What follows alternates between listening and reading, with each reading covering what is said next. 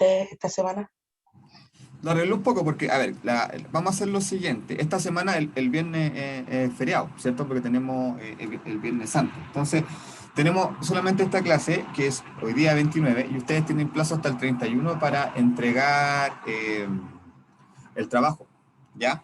Entonces, originalmente habíamos pensado que cada grupo pusiera su trabajo, pero mi experiencia el año anterior es complicado, porque si se cae el internet, están con mala señal, al final se complica y los puede terminar afectando en su evaluación. Así que vamos a hacer lo siguiente.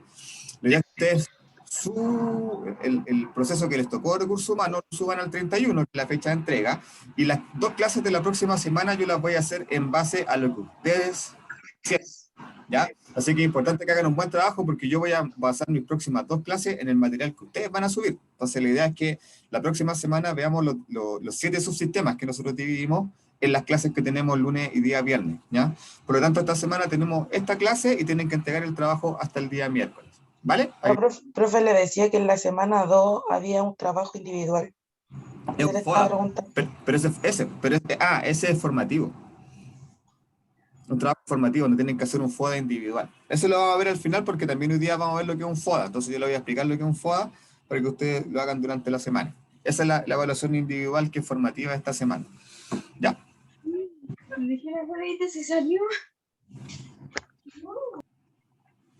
Ya, chicos, vamos a comenzar la clase hoy entonces.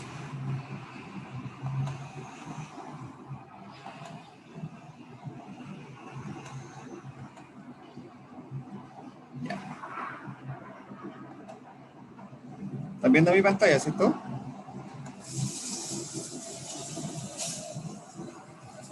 Sí, profe. Ok, bueno, hoy día lo que nosotros vamos a ver hace referencia con la fase inicial del proceso o de lo que hace recursos humanos directamente en la empresa. Y que como cualquier proceso, cualquier área, parte con un proceso de planificación. Y esa planificación siempre se inicia con un diagnóstico, ¿ya? Cualquier área de cualquier organización siempre tiene que comenzar con un diagnóstico. Y eso es lo que vamos a ver hoy día, ¿ya? Como una empresa que está en su etapa inicial o que necesita tener el diagnóstico de alguna solución nueva, realiza esa función y qué hacemos nosotros como recursos humanos dentro de ese proceso de planificación que tiene la empresa, ¿ya?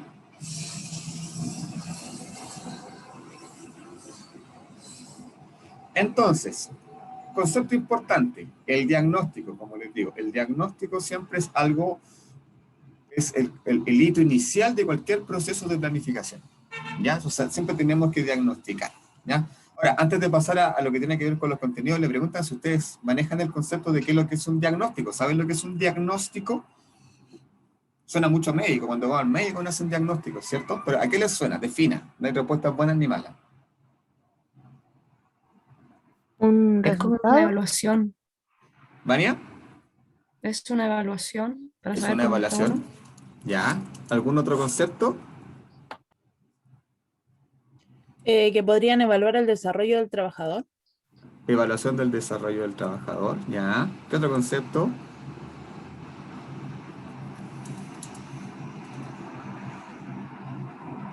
Con sus palabras, Un alguien con sus análisis. palabras que entiende lo que es un diagnóstico.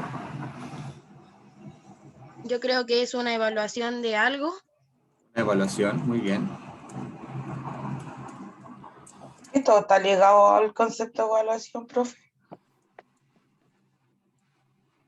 Como cuando te dicen en el médico te diagnostico, no sé, pues meningitis. Exacto. Ahora, muy bien, porque en general, como ustedes bien dijeron, es una evaluación. Y como alguien dijo ahí, también obviamente nosotros nos orientamos a la evaluación del trabajador o al desarrollo del trabajador. Pero un diagnóstico, vamos a hacer un ejemplo de lo mismo que tiene que ver, por ejemplo, con lo que decía Yusi, un médico. Nosotros cuando vamos al doctor porque tenemos algún problema, algo nos duele, pero no sabemos qué, y obviamente vamos a recurrir a un experto para que nos haga un diagnóstico, ¿cierto? Entonces, por ejemplo, ya me duele mucho la cabeza, llevo una semana con dolor de cabeza, pero en realidad yo no sé por qué me duele la cabeza y yo quiero atacar el origen del problema, obviamente, para solucionar mi problema de dolor de cabeza. Entonces, ¿qué va a hacer el doctor? Me va a diagnosticar. Ahora, cuando el doctor nos diagnostica, ¿qué hace? ¿Qué hace? ¿Qué herramientas utiliza para poder diagnosticarnos? ¿Exámenes? Exámenes, muy bien, nos hace pruebas, ¿cierto? Nos mandan a hacer exámenes de sangre, un montón de cosas. Ahora, nosotros como recursos humanos no hacemos exámenes médicos, pero sí tenemos que hacer otra cosa. Por ejemplo, si nosotros tenemos que hacer un diagnóstico del clima laboral, ¿qué deberíamos hacer? ¿Qué tipo de exámenes deberíamos aplicar? Haciendo el símil de una organización con una persona viva. ¿Encuestas? Una encuesta, por ejemplo. ¿Se fijan? ¿Un foro? Un foro, una encuesta, una reunión. Profe, disculpe, dice la Pamela que acepta al compañero José Yáñez en la clase. A ver, espera un poquito. José Yáñez. Sí, es nuevo. Ah, sí, me escribió la semana pasada. No me aparece pendiente de entrar y aparte que yo tampoco tengo sala de espera. Debe ser un problema de él que no puede ingresar porque no lo tengo como pendiente. Que le diga que salga y vuelva a ingresar de nuevo, por favor. Ya. Entonces, como les decía, nosotros como administradores o técnicos en recursos humanos también tenemos herramientas que nos permiten diagnosticar ciertas situaciones.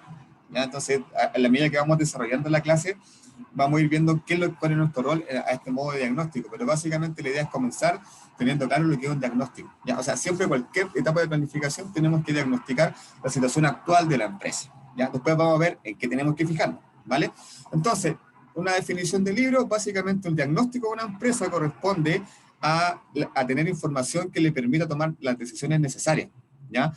Para impulsar su crecimiento o ver algún tipo de medida alternativa dependiendo del mercado, ¿ya?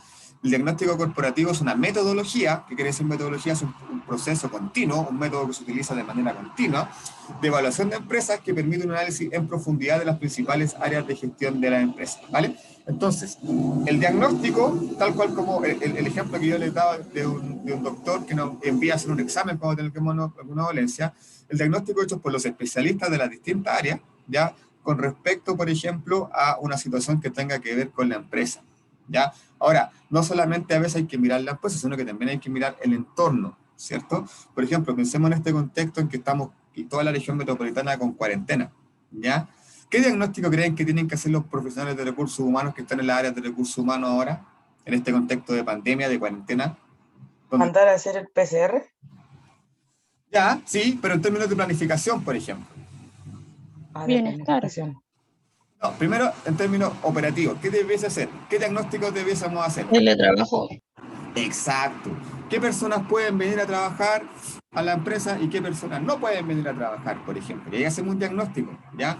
Ya, estas personas que están en comunas que quizás estén en cuarentena pueden venir a trabajar. O de alguna forma, si hay cargos que son imprescindibles y que tienen que venir porque la empresa no puede parar, obviamente ahí tenemos que pedir que estas personas vayan, ¿ya? Pero si hay personas que sus cargos no son críticos o que definitivamente no se pueden mover, ya, esas personas se quedan en su casa. Entonces, en este proceso, por ejemplo, el diagnóstico que hace el área de recursos humanos es ver quién puede trabajar y quién no puede trabajar, por ejemplo.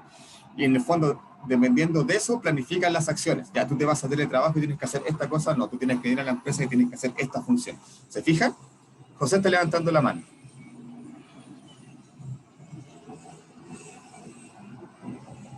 ¿José? ¿José Yáñez?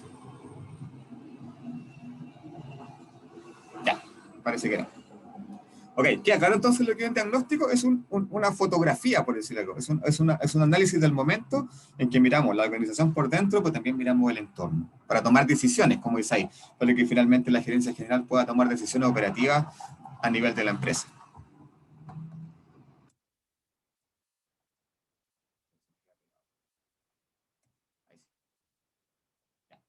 Ahora, nosotros como recursos humanos tenemos que manejar cierta información básica para poder tener ciertos diagnósticos, ¿ya? Nosotros tenemos un marco regulatorio que en el fondo nos rige y que en nuestra Biblia, y que yo ya se lo he comentado. ¿Se acuerdan cuál es? El marco regulatorio, el código que nos rige a nosotros. El Código del Trabajo. El código del trabajo. El Código del Trabajo. Excelente, Luisa. Muy bien. Ese librito azul que nosotros vemos en los kioscos que dice Constitución Política de Chile, Código del Trabajo, esa es nuestra Biblia para los que trabajamos en el sistema privado. Si trabajamos en el sistema público, existe un documento alternativo que es el Estatuto Administrativo, ¿ya? Entonces, en este link de la Dirección del Trabajo, ustedes van a encontrar toda la información de legislación laboral, ¿ya? Obviamente, ustedes el próximo semestre tienen un semestre completo de legislación laboral, así que van a ver en detalle, en el fondo, cuáles son las distintas leyes que se aplican en el caso chileno, ¿ya? Pero es importante eso. Segundo, Previred. ¿Conocen Previred? ¿Les suena Previred? A mí sí. Sí, a mí igual. Melanie, o sea, perdón, Elizabeth, ¿qué es Previred? ¿Quién lo conoce? Ahí salen los valores de UF, los descuentos de cada FP, los porcentajes, todos los valores con respecto a los descuentos Exacto. ¿Y a nosotros para qué nos sirve eso? para hacer las remuneraciones. El código del trabajo no lo vamos a ver porque es un libraco muy grande, pero sí vamos a ver lo que es Previred. Previred es nuestro socio, para que lo tengan claro, cuál es el servicio que nos presta. Ellos nos pagan las cotizaciones. Nosotros le pagamos Previred, y Previred es que se encarga finalmente de pagar las cotizaciones a la AFP, al ISAPRE, a FONASA, a la caja, a quien corresponde. ¿Ya? Entonces, nosotros siempre cuando vamos a iniciar un proceso de pago de sueldo, nos vamos a ir acá, vamos a entrar a previred.com y vamos a ingresar acá donde dice indicadores previsionales. Y acá, como decía Elizabeth, nos vamos a encontrar con un montón de información que para nosotros nos va a ser vital al momento de planificar, por ejemplo, en este caso, un proceso de remuneraciones, ¿ya? Hay valores generales. ¿Por qué? Por ejemplo, acá si se fijan está el valor del UF al 31 de marzo y el 28 de febrero, ¿ya? Hay algunos conceptos que nosotros pagamos en UF. Por ejemplo, muchos planes de ISAPRE están pactados en UF, por eso nosotros tenemos que saber la UF, ¿ya? Y hay algunos topes de renta que también están pactados en UF, ¿ya? Si nos vamos a este costadito, está la información de la cotización de cada una de las AFP que existen en el mercado chileno, ¿ya? Entonces, por ejemplo, si yo estoy en AFP, o el trabajador en este caso está en AFP Capital, por ejemplo, acá nosotros tenemos que descontarle un 11,44% de su sueldo base, ¿ya? ¿Por qué le estoy mostrando eso? Porque obviamente esto nos permite planificar, ¿ya? Porque esto para nosotros son costos, tenemos que saber cuánto cotiza un trabajador, ¿cierto? Y acá, por ejemplo, está la información de cuánto es el monto de cotización por cada una de las AFPs, ¿ya? Acá está, por ejemplo, la información de la asignación familiar. ¿Saben lo que es la asignación familiar? ¿Alguna de ustedes recibe asignación familiar en su trabajo? ¿Bonos? Lo que le dan por hijo. Por cargo. Exacto. Es una asignación que entrega el Estado, ojo, el Estado, y que lo paga a través de la caja de compensación, ¿ya? Entonces, la asignación familiar básicamente, como bien dicen los compañeros, es un beneficio que se entrega por cada hijo, el cual es reconocido como carga. Por lo tanto, puede ser tanto la mamá como el papá quien reciba ese dinero en función de que él lo haya inscrito como carga. Y esa carga se hace en la caja de compensación, ¿ya? Entonces, aquí básicamente, para que tengan una idea, no vamos a estar a estos temas todavía, chicos, si lo van a ver después cuando veamos legislación y cuando vean remuneración. Ahora la idea es que ya se vayan acercando a algunos conceptos, ¿vale?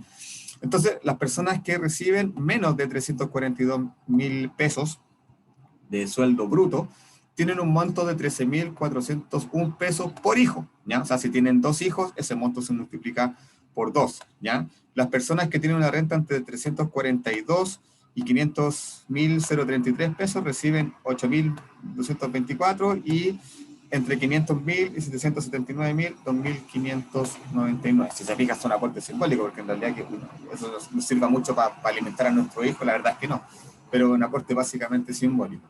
Y las personas que obtienen una renta sobre 779 no tienen este beneficio, ¿vale? Es más para cuando reciben la asignación familiar, para cuando reciben el bono marzo. Claro, más que nada para esa cosa, porque en realidad en términos... ¿Profe? 8 lucas mensuales, no sé si me ayuda mucho con mi hijo. Alguien estaba levantando la mano. Melanie. Yo. ¿Por qué la gente que recibe una renta superior a 779.000 pesos no recibe beneficio? Siempre he tenido esa duda. Generalmente estos beneficios se enfocan en personas que tengan rentas bajas, ¿vale? Por lo tanto, estos beneficios siempre son proporcionales. La persona que tiene menos renta recibe un beneficio proporcional y las personas que están sobre un cierto margen de renta no reciben beneficio, ¿ya? ¿Cuál es la lógica? Se asume que una persona que tiene un sueldo bruto sobre 779.000 pesos tiene los recursos y no necesita un apoyo del Estado para mantener a su hijo. Esa es la lógica, ¿ya? Sea así o no en la realidad es algo distinto, pero es así como sea, ese es el criterio. ¿Ya? Gracias. Y aquí nos vamos a encontrar con otros, no nos vamos a meter con algunas cosas, pero por ejemplo es importante que ustedes sepan esto. ¿Qué significa la renta mínima imponible?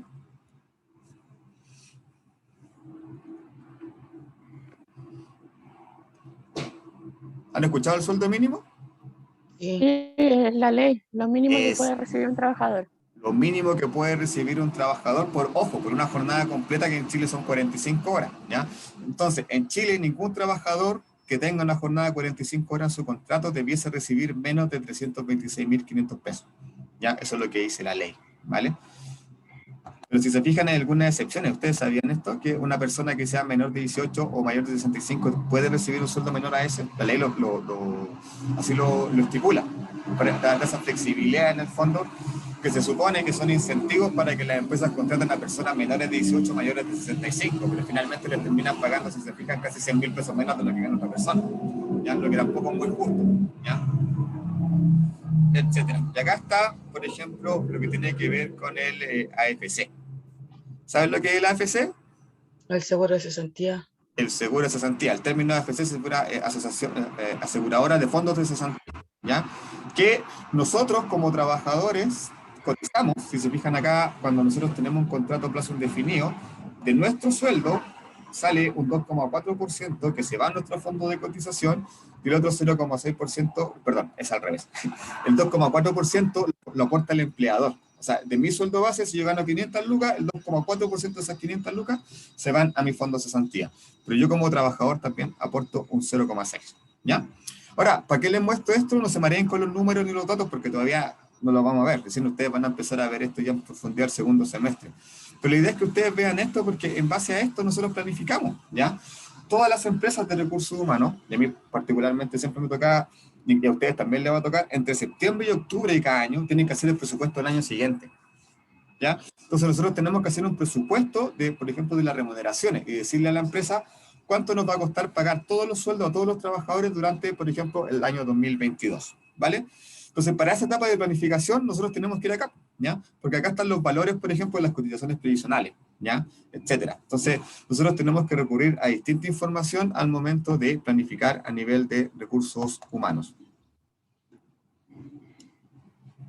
Estoy viendo el chat. Veo algunas consultas. Ya. Vamos a volver a la presentación. Ahora, tenemos el Código del Trabajo, tenemos el Previvet que nos da los indicadores previsionales, pero a nivel de la empresa también tenemos que, obviamente, manejar cierta información para poder elaborar diagnósticos, ¿ya? En este caso, a nivel de la empresa, nosotros tenemos que tener claro qué es lo que hace nuestra empresa, cuál es nuestra misión, visión y valores, ¿ya? Me imagino que no han llegado a ver eso en la administración, pero ¿conocen estos conceptos? ¿Saben lo que es la misión, la visión y los valores de una empresa? Sí. ¿Quién digo sí? Yo, Melanie. Melanie, ¿qué es la misión? ¿Sabes lo que es la misión? La misión es el objetivo que quiero tener como empresa. O sea, a lo que quiero llegar, o sea, como mi objetivo. Lo que yo hago. La misión es lo que yo hago. Claro, por eso se llama misión, claro. por lo que yo estoy, ¿ya? Entonces, ¿por qué son importantes? Cuando hablamos de organización, hablamos de la estructura organizacional. ¿Cómo se estructura una empresa? ¿Ya? Lo vamos a ver más adelante y también lo van a ver en administración. Pero creo que ya lo conversamos respecto a que nosotros somos los que definimos el organigrama de la empresa, ¿ya? Y el organigrama, ¿qué es lo que hace? Ordena, de acuerdo a los tipos de responsabilidad, los distintos cargos de la empresa, ¿ya? En una estructura jerárquica. Entonces, obviamente, nosotros tenemos que asignarle distinta renta, porque obviamente un jefe no va a ganar lo mismo que un supervisor, no tendría mucho sentido, ¿ya? Porque al final nadie quería ser jefe, todos querían ser supervisores porque van a ganar la misma plata por menos trabajo, ¿cierto? Entonces, nosotros tenemos que primeramente lo que se hace en recursos humanos es ordenar la estructura organizacional, ¿ya? Gerente general, las distintas gerencias, la línea de jefatura, supervisores y después los cargos operativos, ¿ya? Y después, a cada uno de esos cargos, de acuerdo al lugar que ocupe en esta estructura, debemos asignarle un valor. Y ese valor nosotros se lo asignamos en función de que nosotros evaluamos de valorar cuánto vale su trabajo, ¿ya? Y como les decía, esa definición de cuánto vale su trabajo la hacemos a nivel interno, es decir, cuánto puede pagar la empresa, pero también lo hacemos a nivel externo, de mirando siempre cuánto está pagando la competencia en el fondo para saber si nuestra renta es competitiva o no. ¿Ya? Entonces, a nivel organizativo, nuestra función es armar la estructura y asignarle cuál es la responsabilidad y cuánto es lo que tiene que ganar cada persona.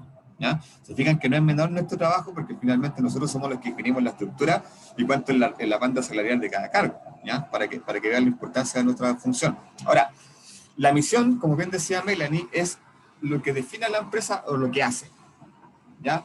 Entonces, ahí yo los invito, si tienen tiempo, por ejemplo, de averiguar cuáles son la misión que tienen las empresas más conocidas, por ejemplo, Google, Microsoft, Facebook, etcétera. Y ahí van a encontrar en la misión de esa empresa lo que ellos declaran como lo que hacen, ¿ya? Entonces, la misión hace referencia a lo que la empresa hace ahora. Ahora, cuando hablamos de visión, con B corta, visión, hacemos referencia a lo que la empresa quiere llegar a hacer, ¿ya? Entonces, la empresa declara que quiere hacer, por ejemplo, me imagino que Google declara que quiere ser un referente a nivel mundial en términos de buscadores, por ejemplo, ¿ya? O sea, Ahora, es a lo que disculpe, aspira a ser. profesor. José. Profesor, buenos días. Hay muchas empresas que también a visión futuro están con el tema del hidrógeno verde y en este caso es ser sustentable. Exacto, muy bien, muy buen aporte, José. Exactamente, muchas empresas, sabiendo que ya estamos con este tema del cambio climático, apuntan a posicionarse como una empresa verde, una empresa sustentable, porque finalmente son las empresas que le va a ir bien en el futuro. Porque si tu empresa es muy contaminante, no va a llegar a ninguna parte. La gente no va a comprar tus productos porque ya la gente está evaluando mal que una empresa contamine, por ejemplo. Entonces, muy bien, José, con ese aporte, porque finalmente la visión es a lo que yo quiero llegar a hacer. Realmente una proyección que la empresa hace hacia un futuro, ¿ya? Ahora, cuando hablamos de valores, hablamos de los mismos valores que nosotros tenemos como personas, pero que también algunas empresas los declaran, ¿ya? Como por ejemplo, yo creo que mis valores principales son la justicia, la honestidad y, no sé, el compromiso, ¿ya? La empresa también declara sus valores, entonces una organización también tiene que tener valores, y generalmente esos valores actualmente en las empresas son la innovación, la sustentabilidad, como decía el compañero, el ser responsable socialmente, como lo hablábamos el otro día, etcétera, ¿ya? Ahora, ¿qué tiene que ver la misión, la visión y los valores con la planificación? Todo, porque finalmente la misión, lo que la empresa quiere hacer, es el objetivo que nosotros tenemos. Entonces, toda nuestra planificación, chicos, va en función de cumplir la misión, la visión y de poner en práctica los valores de la empresa. Por eso es tan importante la misión, ¿ya? Por eso, insisto, si tienen tiempo, googleen, busquen misiones de empresas para que tengan claro el concepto, ¿ya? Después igual nosotros más adelante vamos a ver ese concepto, pero lo importante es que tengan claro que nuestro rol como recurso humano es que la empresa pueda cumplir su misión, su visión, y llevar a cabo que la gente finalmente esos valores que la empresa tiene los vivencie, ¿ya? Porque finalmente los valores se vivencian. WOM, nadie te da más, por ejemplo, ahí colocó José. Esa es una visión, esa es una misión, ¿ya? ¿Qué quiere decir nadie te da más? Somos los únicos, nadie te da más. O sea, obviamente con nosotros te vamos a vender lo más barato, ¿se fijan? Entonces al final todas las estrategias de la empresa están apuntando a eso, y efectivamente WOM tiene los servicios más baratos a nivel de telefonía en el mercado, ¿ya?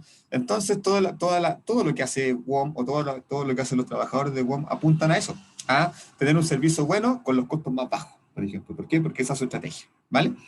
Segundo, ¿qué tenemos que manejar en el interior de la empresa? El reglamento interno, ¿ya?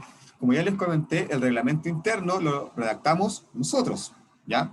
Nosotros como recursos humanos, ahí sale nuestro abogado que tenemos, ese rol de abogado que tenemos, y en el fondo establecemos cuáles son las condiciones mínimas de conducta que la empresa debe tener, ¿ya?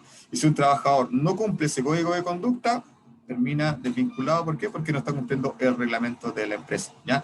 Entonces, obviamente nosotros tenemos que manejar el reglamento de la empresa porque en el fondo son los lineamientos con los cuales los trabajadores se desenvuelven para desempeñar su función, ¿vale?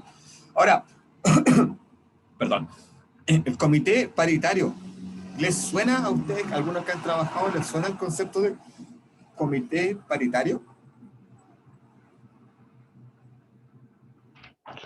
Disculpe nuevamente, el comité paritario en sí es un comité que en sí tiene que ver con los trabajadores, también gestiona sindicatos, prevención, no es fiscalizador, pero sí puede aportar en este caso a todo tipo de bienestar para el trabajador, beneficios, cosas establecidas que no da la empresa, pero sí las puede pelear el comité a través de un sindicato o a través de solicitudes. Ya, exacto. Por ahí va. No está 100% correcto, pero por ahí va. A ver, el comité paritario, en la organización existen distintas instancias de representatividad de los trabajadores, ¿ya? Generalmente el más conocido son los sindicatos, ¿ya? Donde un grupo de trabajadores se agrupa voluntariamente en torno a una negociación que va a tener con su empleador. ¿Cuál es la lógica de los sindicatos, que está un poquito más abajo? Tener el mismo rol o el mismo peso de negociación que tiene el empleador. Porque si yo, como un trabajador, Profe, voy a negociar con la empresa, yo chiquitito con la empresa, mi poder de negociación no es el mismo. Siempre, entonces, si yo me junto en el sindicato y somos toda la empresa negociando con el empleador, obviamente equiparamos fuerzas. Melanie. paritario quiere ver con igualdad. Yo lo asocio Sí. a eso. Sí, iba a eso, ¿ya? Entonces, como Ah, ya. la primera instancia de representación más conocido es el sindicato, pero después está el comité paritario. Chicos, el comité paritario se enfoca en todo lo que tiene que ver con la seguridad física y mental al interior de la organización, ¿ya? Y como bien decía José, que como también decía Melanie, es un comité paritario. ¿Qué quiere decir paritario? Que por una parte están los representantes de la empresa y por otra parte están los representantes de los trabajadores, ¿ya? Los representantes de los trabajadores se eligen en una votación. Las 3 mayorías altas son los que pasan a ser parte de este comité paritario. Y ojo, el presidente del comité paritario, al igual que el presidente del sindicato, tiene fuero laboral. ¿Saben qué significa fuero laboral? Que no lo pueden ¿Permiso? despedir. Que no se puede despedir. Por eso hay que tener ojo cuando se elija a alguien que es presidente. Se puede despedir, pero, disculpe, se pueden despedir, pero después que termine el acuerdo. O en este caso, sí, a ver, claro, se efectivamente. pueden despedir cuando termine el... Disculpe, que, bueno, yo he trabajado en la administración, por eso le comento. Se pueden despedir, pero después de que termine el acuerdo. Digamos, si es un acuerdo sindical de 5 años, ellos tienen fuero durante lo que dure los 5 años. Eso quería aportar. Exacto. Por ejemplo, en el comité paritario el comité dura 2 años, por lo tanto la persona tiene fuera 2 años. Mientras esté la persona a cargo del comité paritario no se puede desvincular, ¿ya? Ahora, ¿cuál es la misión del comité paritario? Donde se juntan los representantes de la empresa con los representantes de los trabajadores.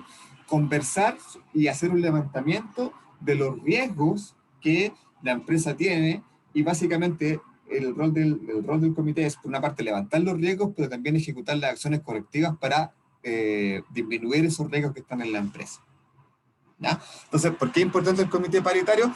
Todas las empresas lo tienen que tener, sobre 25 trabajadores, tienen que tener eso por ley, ¿ya?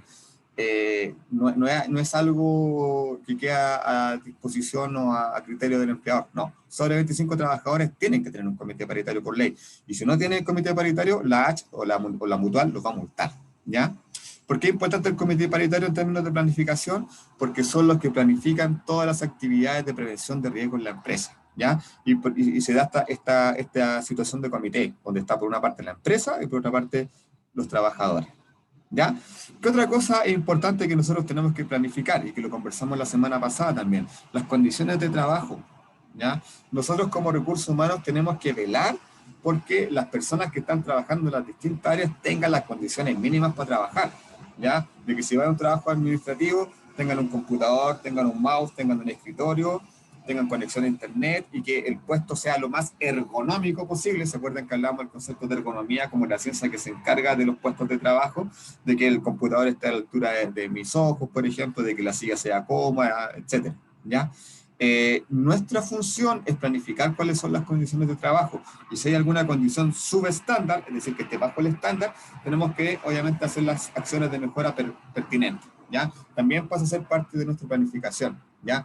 Que los baños estén buenos y estén limpios, que se haga el aseo correspondiente, que por ejemplo en este contexto de pandemia, imagínense cómo está el área de recursos humanos velando por todos los protocolos, ¿ya? Tienen que verificar que todas las personas que entren no tengan fiebre, les tienen que ingresar alcohol gel.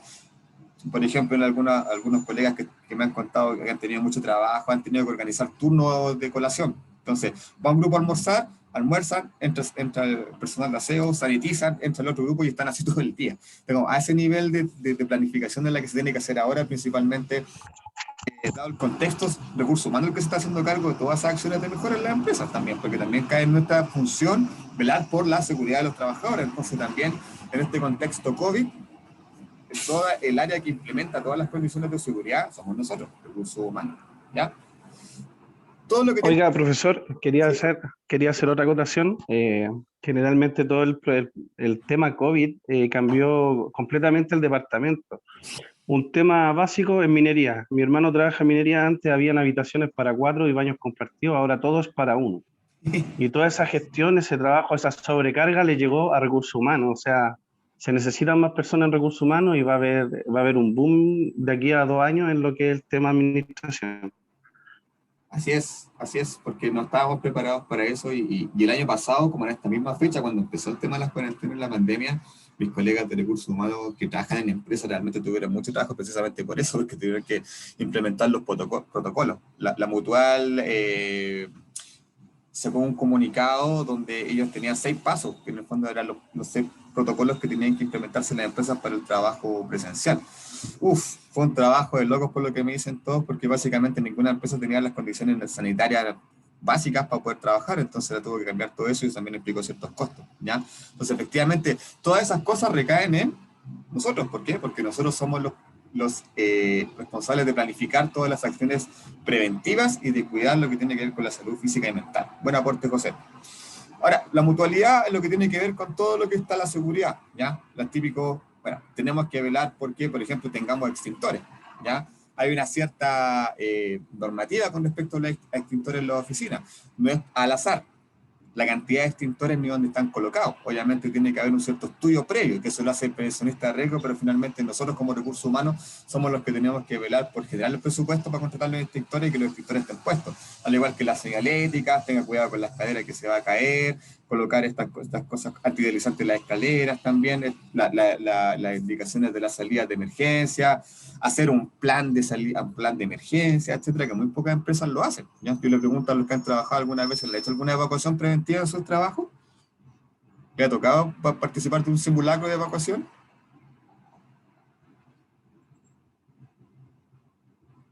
¿Ven? Profe, una pregunta. Carlet. Mire, ¿qué pasa si en una empresa o en una empresa de bodega no tienen la señalética de vía de evacuación? Si va a la inspección, si va alguien de la mutual, es falta gravísima, porque imagino que tiene muchos riesgos de que se caigan materiales al piso, tienen que tener cara a la zona de seguridad. Entonces, si no está definido la evacuación, llamar a la mutual y decir, oiga, no está definido aquí cuál es el plan de evacuación y tienen que entregarlo, porque una bodega es un área de riesgo que una oficina, por ejemplo, porque hay mucho material suelto que se puede caer. Entonces, ahí, en esa área tiene que ser mucho más fuerte que en otra área. Profe, yo sí tuve un procedimiento de evacuación. Ya, lo hacían. Sí, en la CMPC. ¿Y le avisaban o lo hacían sorpresa? Un día nos avisaron, yo trabajaba en el casino, Ya. que íbamos a hacer un procedimiento por post-incendio, como ya una vez se quemó. Ya, sí, me acuerdo que se quemó. Pero en general, nosotros en todas las organizaciones debiésemos hacer evacuaciones preventivas no avisadas. Yo por lo menos en mi último trabajo las hacía y no avisaba, sino que de repente tocaba la alarma de incendio y veía cuánto tiempo se demoraban las personas en salir. ¿Ya? Entonces son Operación Daisy. algo así, una especie así. ¿Ya? Pero se hace poco. ¿Por qué? Porque generalmente las empresas lo ven como pérdida de tiempo. Ya, pero ¿qué pasa? Yo trabajaba en un jardín y se hacía bastante. Con niños sí, con niños hay que hacerlo, sí. Pero en general las empresas no lo tienen. Por ejemplo, acá en ENAC nunca hemos hecho, pero eso tiene que ver con nosotros, pero nunca hemos hecho un simulacro de evaluación. ¿Ya? Oiga, profesor, bueno, también a donde se hace bastante, por mi experiencia, es la parte de la construcción o ingeniería, pero de alto nivel, digamos, minería, gasoducto. Ahí generalmente una vez a la semana hay una charla que se llama la charla semanal de seguridad, y todos los días hay un procedimiento de 5 a 10 minutos donde se explican los pasos a paso a seguir durante el día. ¿Ya? En este caso siempre se hacen simulacros, vías de evacuación, y usted sabe que en la minería las condiciones subestándar no se pueden dejar por alto, porque se juega con la vida de las personas y con máquinas, digamos, de alto costo. Así es, y de hecho, más aún, en la minería o en ciertos trabajos se hacen lo que se llaman los exámenes preocupacionales, porque no cualquier persona puede trabajar, por ejemplo, bajo tierra, bajo, no sé, 150 metros, porque si tiene problemas de presión o problemas cardíacos, la persona no puede trabajar. Entonces, en ese sentido, para algunos trabajos muy puntuales, se hacen exámenes preocupacionales, ¿ya? Y que están permitidos por la ley, porque, por ejemplo, en otras instancias, a ti, por ejemplo, si vas a estar en un trabajo en una oficina, no te pueden hacer un test de droga, eso está prohibido, ¿ya? Pero sí cuando hay un tema de salud de por medio, sí se pueden hacer estos exámenes preocupacionales, ¿ya? Después, ¿qué viene? Funcionarios, estamentos, sindicatos externos. Bueno, esto básicamente tiene que ver con cómo se estructura la negociación, que también es lo que está dado abajo, ¿ya? Me voy a adelantar un poquito, pero les voy a contar un poquito qué es lo que hacen los sindicatos.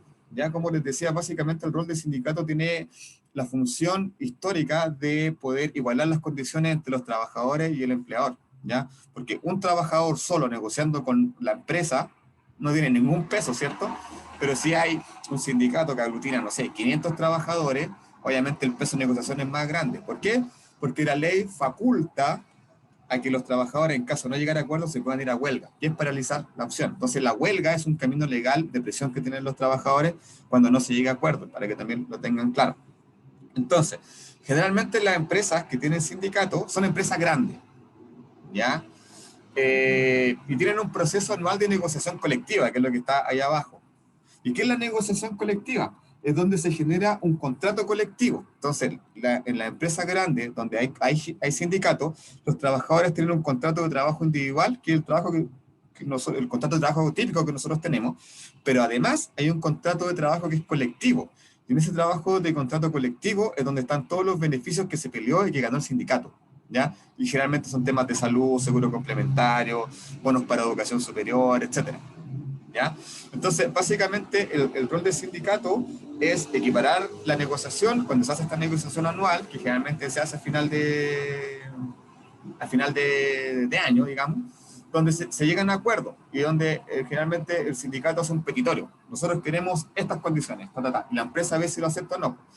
Y si no se llega a acuerdo, generalmente, ¿qué hace? Se mantiene la huelga, digamos, como medida de presión hasta que la empresa acepta el contrato colectivo, ¿ya? Profe, ¿cuántos sindicatos puede haber en una empresa? Depende de la cantidad de la empresa. Puede ser uno o puede ser indefinido dependiendo, por ejemplo, hay empresas, imagínense, a ver, pensemos en una empresa grande. En un supermercado, pensamos en el líder, por ejemplo, ¿ya? Es imposible que desde Arica a Punta Arenas los trabajadores del líder se junten en un puro sindicato. Entonces, ¿qué hacen? Hacen sindicatos por región, ¿ya? Obviamente, y cada uno negocia de manera independiente, ¿ya? Pero eso va a depender del tamaño de la empresa. No hay un límite o un máximo de sindicatos que pueden haber. Y puede darse también que cada sindicato negocie distinto, ¿ya? Que también puede pasar eso. ¿Y un mínimo, profe? ¿25 personas hacia arriba? 25 personas, claro, de hacia arriba. Menos una empresa, menos de 25 personas no correspondería tener sindicato. ¿Por qué? Porque una empresa chica se supone que pueden tener la capacidad de a uno con el empleador. Melanie está dando la mano. Sí, profe, ¿todos los trabajadores tienen que formar sí o sí parte del sindicato o es opcional? Es voluntario, y eso es importante, buena pregunta. A mí no me pueden obligar a ser parte del sindicato, pero si yo no estoy en el sindicato, pero el sindicato sí gana un beneficio nuevo, a mí igual me llega ese beneficio a pesar de que no haya sido parte del sindicato, ¿ya? O sea, yo no estoy en la obligación de ser sindicalizado, pero si el sindicato gana un beneficio, a pesar de que yo no esté, ese beneficio igual va a llegar para mí, porque al final llega para todos los trabajadores. Oiga, profe, eso quería comentar. Como le había comentado anteriormente, yo por los cargos administrativos a veces no podía participar en los sindicatos, ¿ya? En este caso, por cómo gestionaba cosas de recursos humanos, pero los beneficios que ganaban igual me llegaban, porque Exacto. los sindicatos a veces pelean por fecha de contrato, no por si están adheridos al sindicato, ¿me entiendes?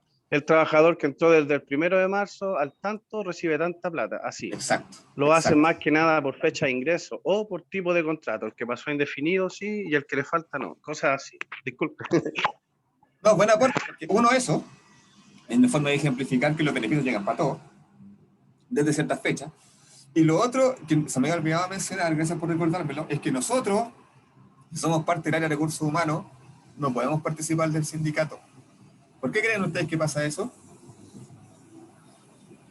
Porque gestionamos entre el empleador y el empleado. Para efectos de esa negociación, nosotros somos parte de la empresa, no somos parte de los trabajadores.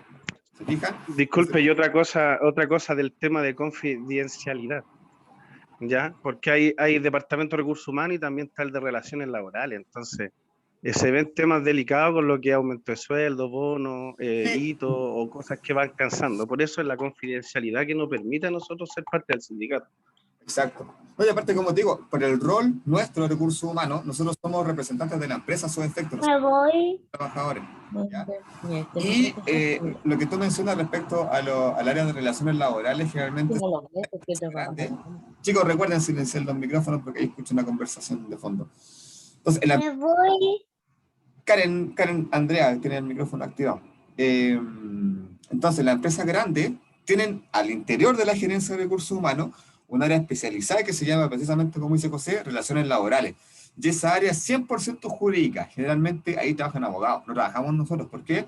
Porque son los abogados los que negocian con los sindicatos. Entonces, esa área de relaciones laborales es un área 100% jurídica, por lo general. ¿Ya? Bueno, y las liquidaciones de sueldo, que es el instrumento que garantiza que yo le estoy compensando al trabajador por las funciones establecidas. Entonces, obviamente, ¿por qué las liquidaciones de sueldo también son parte de la planificación de recursos humanos? Porque determinan los ítems que yo voy a pagar y los dividen en cuáles son imponibles y no imponibles, ¿ya? Recuerden, chicos, que cuando hablamos de haberes imponibles de moderaciones, son los montos sobre los cuales yo le hago los descuentos al trabajador para pagar sus cotizaciones previsionales. Entonces, por ejemplo, de nuestro sueldo base, no hacen un descuento para pagar salud, ISAPRE, FONASA, para pagar pensiones y para pagar seguros de cesantía. ¿Ya? Por eso es importante que nosotros también, digamos, planifiquemos y demos a conocer cuáles son los montos que vamos a pagar al trabajador, porque no necesariamente las empresas son los mismos. Recuerden, por ejemplo, que la caja de compensación no es obligación para la empresa. Yo diría que el 95% de las empresas tienen caja de compensación, pero no es obligatorio. Entonces, por lo tanto, hay algunas empresas que no pagan caja de compensación porque no tienen ese servicio. ¿Ya? Va a depender de empresa a empresa. Ya, ahora, vamos directamente al proceso de diagnóstico. ¿Cómo nosotros podemos realizar diagnóstico? ¿Ya? De ahí vamos a recurrir a diversa información. ¿Ya? Por lo general, el método más simple es la observación directa. Ahora, ¿cuál es la desventaja y ventaja que tiene la observación directa? Es lo más simple y lo más rápido, porque yo, como profesional de recursos humanos, puedo mirar a las personas cómo hacen su trabajo, puedo mirar los procesos, identificar dónde eventualmente pueden haber ciertas fallas, ¿ya? Y eso lo hace obviamente más fácil y más rápido. Pero ¿cuál es la desventaja? Es demasiado subjetivo. O sea, no hay un criterio establecido externo, sino que yo puedo definir si es que una persona está haciendo mal el trabajo o no. Entonces puede darse que alguien me cae mal, no sé, o tuve un problema con alguien, y quizá ese hecho afecte mi juicio, y ya mi observación hacia esa persona no va a ser tan justa, ni tan fuera de valor, por decirlo de alguna forma, sino que va a estar cargada con alguna carga valórica. Por lo tanto, la observación directa como método de diagnóstico no es lo más recomendable, ¿ya? Sobre todo cuando las organizaciones son grandes. ¿Ya? Cuando hablamos de entrevista, básicamente implica que nosotros como profesionales de recursos humanos nos reunamos con las distintas áreas y le preguntemos, ya, chicos, ¿en qué están? ¿Cómo le ha ido? ¿Qué aspectos consideran ustedes que debemos mejorar? ¿Qué aspectos son los más importantes? ¿Ya? Entonces, obviamente la entrevista permite una conversación entre dos personas, recursos humanos, y la persona del área, para levantar información diagnóstica respecto del estado de cada una de las áreas. ¿Ya? Ahora, esto es un poco más de trabajo que la observación, pero nos ofrece un poco más de información directa desde la fuente directa, que es el jefe. Obviamente siempre el que sabe mejor hacer el trabajo del jefe, por lo tanto esa conversación directa con él nos va a entregar información de más calidad. ¿Ya? Están los cuestionarios. ¿Cuál es la gracia que tienen los cuestionarios? Que son instrumentos autoadministrados. ¿Qué quiere decir esto? Yo redacto la encuesta, la imprimo y después se la paso a cada trabajador, y cada trabajador tiene la opción de responderlo de manera individual. Por lo tanto, no necesitan que nosotros encima haciendo las preguntas. sino que le imprimimos los cuestionarios, se los llevamos a las distintas áreas, le damos un tiempo para responder, después los juntamos, y lo que sí toma más trabajo es tabular la información, analizarla y levantar la información. ¿Ya? Es un poco más la desventaja que entre comillas tienen los cuestionarios, pero la ventaja que tienen es que nos permiten abarcar información más real. ¿Por qué? Porque llegamos a muchas personas, o sea, podemos básicamente llegar a todos los trabajadores de la empresa a través de un cuestionario diagnóstico, ¿ya? Muchas veces la encuesta de clima también se utiliza como, por ejemplo, un cuestionario de diagnóstico. Obviamente nosotros estamos diagnosticando el clima de la empresa y lo hacemos a través de un cuestionario que generalmente es una encuesta, ¿ya? Están las reuniones y están los focus group, ¿ya? Que yo diría que los focus group pueden ser una de las mejores instancias para poder recabar información diagnóstica, ¿ya? ¿A qué me refiero con un focus group? Es cuando nosotros, por ejemplo, nosotros como recursos humanos, 2 o 3 personas del área de recursos humanos, hacemos una reunión con todas las personas de la empresa, ¿ya? O con representantes de la empresa, ¿ya? Y lo importante del focus group es que nosotros tenemos que garantizar que la información que vamos a levantar ahí se va a quedar solamente ahí, es confidencial, no va a salir de ahí y no va a tener, y no se va a utilizar para otros efectos distintos que no sea establecer un diagnóstico, ¿ya? Y lo otro es recurrir a información histórica, interna y externa, ¿ya? Por ejemplo, ¿qué tipo de información? Para darle un ejemplo, tenemos el equipo de venta en el último año bajó sus ventas. Ya, ¿qué hacemos? Veamos cómo se comportó el mismo equipo de venta en los años anteriores. Entonces, quizás, no sé, pues entre el 2015 y el 2019, este equipo de ventas tenía siempre un alto estándar de cumplimiento de venta, pero a partir del 2020 bajó. Y históricamente todos los meses estaba abajo. Entonces, para eso nos sirve la información histórica, para contrastar la información que tenemos ahora versus la información pasada, ¿ya? Como le digo, a nivel interno y a nivel externo de la organización. ¿Ya? Y esto es súper interesante, chicos, sobre todo cuando, si ustedes, por ejemplo, tienen algún emprendimiento o tienen algún negocio, en general las empresas cuando están partiendo utilizan este modelo, las 5 fuerzas de Porter. ¿Quién es Porter? Michael Porter, también si tienen tiempo, un autor, diría de los primeros que logró sistematizar todo lo que tiene que ver con la administración, pero principalmente lo que tiene que ver el tema marketing. Y es súper interesante porque si bien sus textos son del año 60, aproximadamente del siglo pasado, están súper vigentes hasta ahora, y utilizan estas metodologías como la que vamos a ver ahora para establecer un diagnóstico. Pamela Carrasco levantó la mano, perdón. ¿Me escucha? Sí. La última metodología era la información histórica interna. Es que no alcanzo a ver bien la cita. Información histórica interna y externa, ¿ya? Ya. Yo le hacía el ejemplo, por ejemplo, de ver la estadística anual de ventas de un equipo de ventas. Pues si bajó ahora, nosotros vamos a ver cómo le fue en el pasado para ver básicamente variaciones que pudo haber tenido, ¿ya? O por ejemplo, otra cosa que nosotros hacemos cuando de repente se disparan las licencias médicas, nosotros tenemos que empezar a ver para atrás si pasó alguna situación similar, pues para ver si establecemos algún punto común entre la situación de ahora y la situación actual, o si, por ejemplo, las licencias se levantaron ahora por un tema puntual, ¿ya? En mi experiencia, por ejemplo, chicos, cuando de repente en un área empiezan a salir muchas licencias médicas, es porque hay un problema con el jefe. Generalmente hay un mal liderazgo fuerte, autoritario, y pasa. Uno ya, cuando trabaja en recursos humanos, esos diagnósticos ya no es necesario hacerlo, y ustedes se van a dar cuenta cuando empiezan a trabajar. Ya hay cosas que no vamos a tener que verlas, ¿ya? Sino que hay cosas que ya vamos a olfatear, por ejemplo. Cuando hay un mal clima, cuando hay un mal jefe, son cosas que nos damos cuenta de inmediato. Hay 2 personas levantando, pero que no puedo ver quiénes son. Yo, Melanie. Profe, ¿quién es Porter? Usted hizo una definición acotada. Porter, Michael Porter se llama el caballero, ¿ya? Él es un autor que, como yo le indicaba, que empezó a trabajar en la segunda mitad del siglo XX y que fue uno de los primeros en diagnosticar, en establecer ciertos procesos que la empresa debe tener sí o sí, digamos, ¿ya? Por general, todos los teóricos de la administración, como nuestro Alberto Chavenato, que es nuestro gurú de recursos humanos, empiezan a escribir en la misma época porque empiezan en el fondo a darse cuenta que ya se puede hacer literatura, se puede escribir, o se puede empezar a hacer ciencia de lo que es la administración, porque hasta antes de eso la administración no se consideraba como una ciencia, ¿ya? Pero sí la administración puede ser una ciencia, por eso hablamos de ciencias administrativas, ¿ya? Entonces, ¿qué es lo que nos dice este caballero, Michael Porter? cuando una empresa va a iniciar su proceso de venta, su proceso productivo, incluso piénsenlo ustedes, cuando ustedes van a hacer un emprendimiento y van a vender algo, tienen que fijarse en las 5 fuerzas que mueven al mercado, ¿ya? Por eso se llama las 5 fuerzas de Porter. ¿Por qué? Porque él habla de que hay 5 fuerzas fundamentales que son las que mueven al mercado, ¿ya? Vamos a ir viendo cada uno de estos, y la idea es que, como les digo, si ustedes tienen un emprendimiento, tienen algún negocio, venden algo, también lo apliquen a su emprendimiento, porque también lo vean como una empresa, ¿ya? El primer punto que analiza Porter es, como dice ahí, son los nuevos competidores, ¿ya? Pensemos que nosotros estamos montando un emprendimiento, ¿ya? Supongamos, vamos a vender cursos de capacitación humano. Judith Álvarez tiene el micrófono activado. Siléncielo, por favor. Ya, nosotros somos una empresa, somos consultores y vamos a ir a vender servicios de recursos humanos. ¿Ya? ¿Qué tenemos que hacer?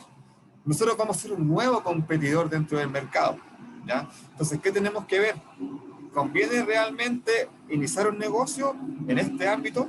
¿Cuán saturado está el negocio? ¿Cuáles empresas están posicionadas, por ejemplo? Entonces, en esa lógica, pensemos en el mismo ejemplo que le estoy dando yo, que nosotros estamos montando una consultora de recursos humanos, nos vamos a encontrar con que existen marcas muy posicionadas en el mercado, que son extranjeras, como Adecco, como Michael Page,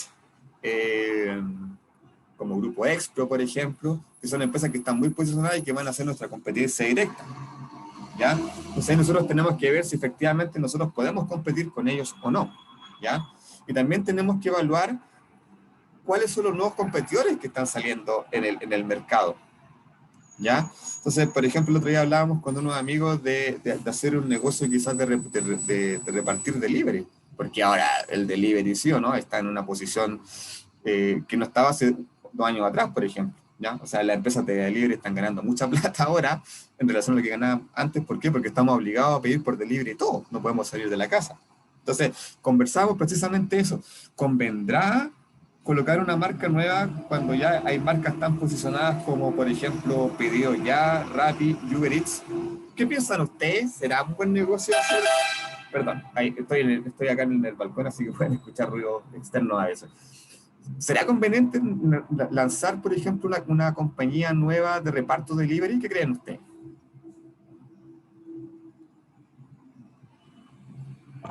No sería ideal según el sector. Si es Santiago, yo creo que no. Pero en lugares donde yo vivo, Curacaví o sectores más lejanos de la capital, donde no se ven mucho estos negocios, quizás sí sería bueno implementarlo. Mira, buena mirada, porque yo lo estaba pensando en Santiago, pero desconozco si en Curacaví, en Peñaflor, en Buin, llegan estos servicios. Puede ser Yo creo que sí. Normalmente contratan a gente que tiene vehículo propio. Ya. Claro. Yo Y lo creo otro, que y no llegan como los Rappi y cosas así, no llegan. No llegan. Igual creo Ya, que ve. nos dan abasto en los lugares más rurales. Ahora que estamos en cuarentena, igual se necesita más. ¿Profe? Melanie. Yo creo que sí, o sea, si visualizo mi público, por ejemplo, ayer salían las noticias de los almaceneros, la gente que tenía como su negocio familiar no podía hacer delivery porque no contaba con uno. Entonces, si enfoco a ellos como mi público, a los que yo quiero abastecer, me conviene. Exacto. ¿Ven, chicos? Porque ahí cubriría una necesidad. Una necesidad que no está cubierta. Sería un competidor diferente a las grandes marcas como Cornershop o Uber Eats. Exacto. ¿Se fijan? Ahí me dieron una mirada distinta porque yo lo estaba pensando casi como solamente en Santiago. Claro, yo pienso en meterme en Santiago. Hay marcas que están ultra posicionadas. Entonces yo quiero pedir algo, finalmente voy a Pedido Ya, porque lo tengo ya en mi cabeza. Cuando una marca está posicionada es la primera que piensa. Pedido Ya, y pido en Pedido Ya. Pero efectivamente ustedes hacen un buen análisis porque quizás en la periferia no hay un sistema de delivery que tampoco se esté considerando quizás a los negocios chicos y le prestamos un servicio a los negocios chicos y hacemos un negocio nuevo. ¿Se fijan? Ahí nosotros hicimos un análisis de los competidores. Obviamente no nos vamos a meter en un mercado que está saturado, ¿cierto? No, pues, ¿dónde tenemos que buscar? Mercados nuevos. Y esa es la primera definición que Porter les dice. Compitan donde puedan competir. Compitan donde puedan ganar. Obviamente, no compitan donde van a perder. ¿Ya? ¿Estamos claros con la primera definición?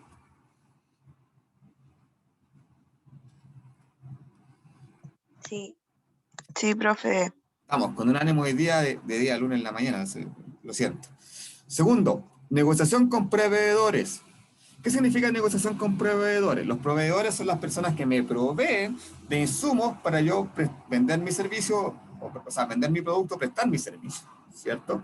Entonces, ¿por qué creen ustedes que es importante la negociación con los proveedores? ¿Y por qué es el segundo punto que Porter señala?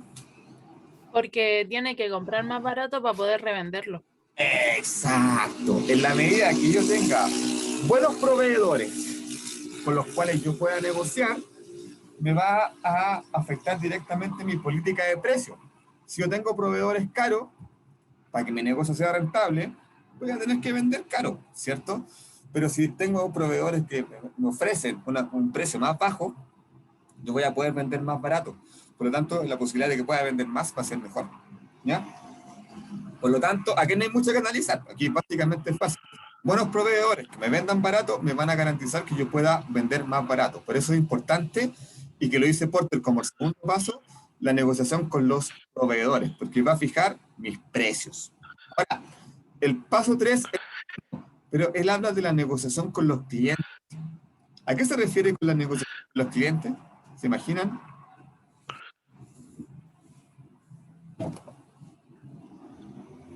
Negociar costos. Negociar precios. O sea, ¿cuánto está? El servicio que se va a ofrecer. O sea, aquí la negociación con los clientes, esa esfera hace referencia a cuánto está dispuesto a pagar mi cliente por mi producto o por mi servicio. Por eso hablamos de negociación, ¿ya? Nosotros, como clientes, tenemos ciertas franjas, ¿ya? O sea, por ejemplo, yo por un completo pagaría máximo, ya, 1.800 pesos, por un máximo por un completo. Si un completo cuesta 2.000 pesos, no voy a pagar porque encuentro que es mucho. Entonces, por ejemplo, esa es mi banda, ¿ya? Si yo quiero comprarme un completo y voy a un local que cuesta 2.500, no lo voy a comprar. ¿Por qué? Porque está por sobre mi poder de negociación, que como digo, mi tope son 1.800 pesos, por ejemplo, para comprar ese completo, ¿ya? Entonces, ¿por qué es importante la negociación con los clientes? Porque en el fondo es tener ese punto de conexión con los clientes donde definimos nosotros como empresa cuánto es lo máximo que nosotros podemos comprar o cobrar a un cliente, por ejemplo, ¿ya? Eso también apunta a lo que tiene que ver con la segmentación, ¿ya? Cuando nos referimos a la segmentación, nos referimos a qué tipo de clientes o público nosotros vamos a llegar, ¿ya? Hay productos que apuntan a llegar a todo tipo de clientes, como por ejemplo Coca-Cola. Coca-Cola no tiene una segmentación de clientes, ¿ya? Coca-Cola, ¿a qué apunta? A toda la familia. Y su publicidad se enfoca a eso, ¿cierto? Pero pensemos en un producto más específico, por ejemplo. Pensemos en, L'Oreal. Pañales. Ya, no, pues L'Oreal. L'Oreal, una marca de belleza. ¿Cuál es el segmento de L'Oreal? ¿A qué público apunta? Mujeres. A las mujeres generalmente. Ya, mujeres que estén buscando Belleza. productos de belleza, etcétera. ¿Se fijan? Entonces, ahí nosotros tenemos que definir nuestro segmento. Ya, como les daba el ejemplo, Coca-Cola no tiene un segmento porque su producto le llega a todo el mundo. Pero L'Oreal, por ejemplo, segmenta su publicidad o su mercado a mujeres que están dispuestas, que tienen presupuesto para gastar en productos de belleza.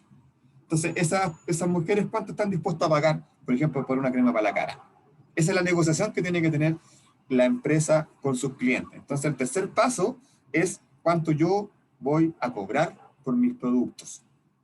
¿Ya? ¿Queda claro eso? Ya. Punto 4. Productos sustitutos. ¿Qué quiere decir esto? Si yo estoy vendiendo un producto, ¿qué otros productos que no necesariamente son los mismos, pero que prestan el mismo servicio, están en el mercado? ¿Ya? Por ejemplo, los genéricos. ¿Tú dices los medicamentos? Sí, porque ahí está el más caro y viene el genérico que es más barato y hace la misma función. Es un muy buen ejemplo, Yussi, efectivamente, porque tenemos los genéricos, que por ejemplo la cajita del remedio, el genérico me cuesta 300 pesos, pero el del laboratorio me va a costar 7 lucas, simplemente porque hace el laboratorio. ¿Cuál voy a elegir yo? el producto que más económico. Entonces, nosotros, por ejemplo, piensen ahora, en el mismo contexto de la pandemia, conocí mucha gente que se quedó sin trabajo y empezó a hacer mascarillas, porque en su momento como que estuvo el boom de las mascarillas con diseño, con fotos, y mucha gente se puso a hacer mascarillas. Pero ya llega un punto, por ejemplo, en que las mascarillas que nos venden en la feria, donde nos venden estas mascarillas desechables, nos venden 50 por 1.000 pesos. Entonces ya esta gente que tenía estos emprendimientos que estaba haciendo mascarillas con diseño, ¿pasan a ser rentables? No. Porque en algún momento, si se acuerdan, cuando partió la pandemia, no había mascarillas desechables, estas clínicas, o vendían una y una costaba una luca, ¿ya? Entonces la gente se puso a hacer mascarillas aprovechando esa necesidad que había. Las mascarillas son muy caras y estas mascarillas son reutilizables, por lo tanto las lavo y las puedo volver a utilizar. Pero ¿qué pasó? De repente apareció un stock de la nada de mascarillas y ahora podemos encontrar, como les digo, 50 mascarillas por 1.000 pesos en la feria. Entonces ya estas mascarillas que muchas veces nos vendían con fotos con diseño que costaban 1.000 pesos, ya no pasan a ser tan rentables, ¿cierto? Porque mejor me compro 50 por el mismo precio que me cuesta una.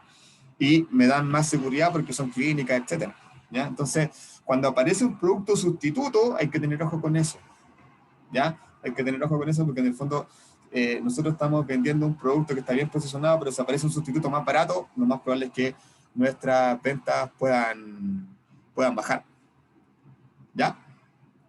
Y por último, la rivalidad entre los competidores. ¿Qué quiere decir esto? Hay mercados que están muy saturados, donde es muy difícil entrar y como ¿para qué? ¿Para qué vaya a entrar a un mercado que en realidad lo más probable es que vaya a perder? Como por ejemplo el de las tecnologías, ¿ya? O el de los buscadores de Internet. Aparte de Google, por ejemplo, ¿ustedes conocen otro buscador de Internet? ¿Les suena otro? ¿Era explorador? Internet Explorer, Mozilla, Firefox. No, pero esos son navegadores. Estoy buscando buscadores, como Google. Donde yo ingreso. Buscadores. Sí. Cuando yo quiero buscar algo, ¿dónde voy? A Google o Wikipedia. Pero generalmente yo cuando quiero, de hecho, está el concepto, lo voy a googlear. ¿Se fijan? Pasó el concepto.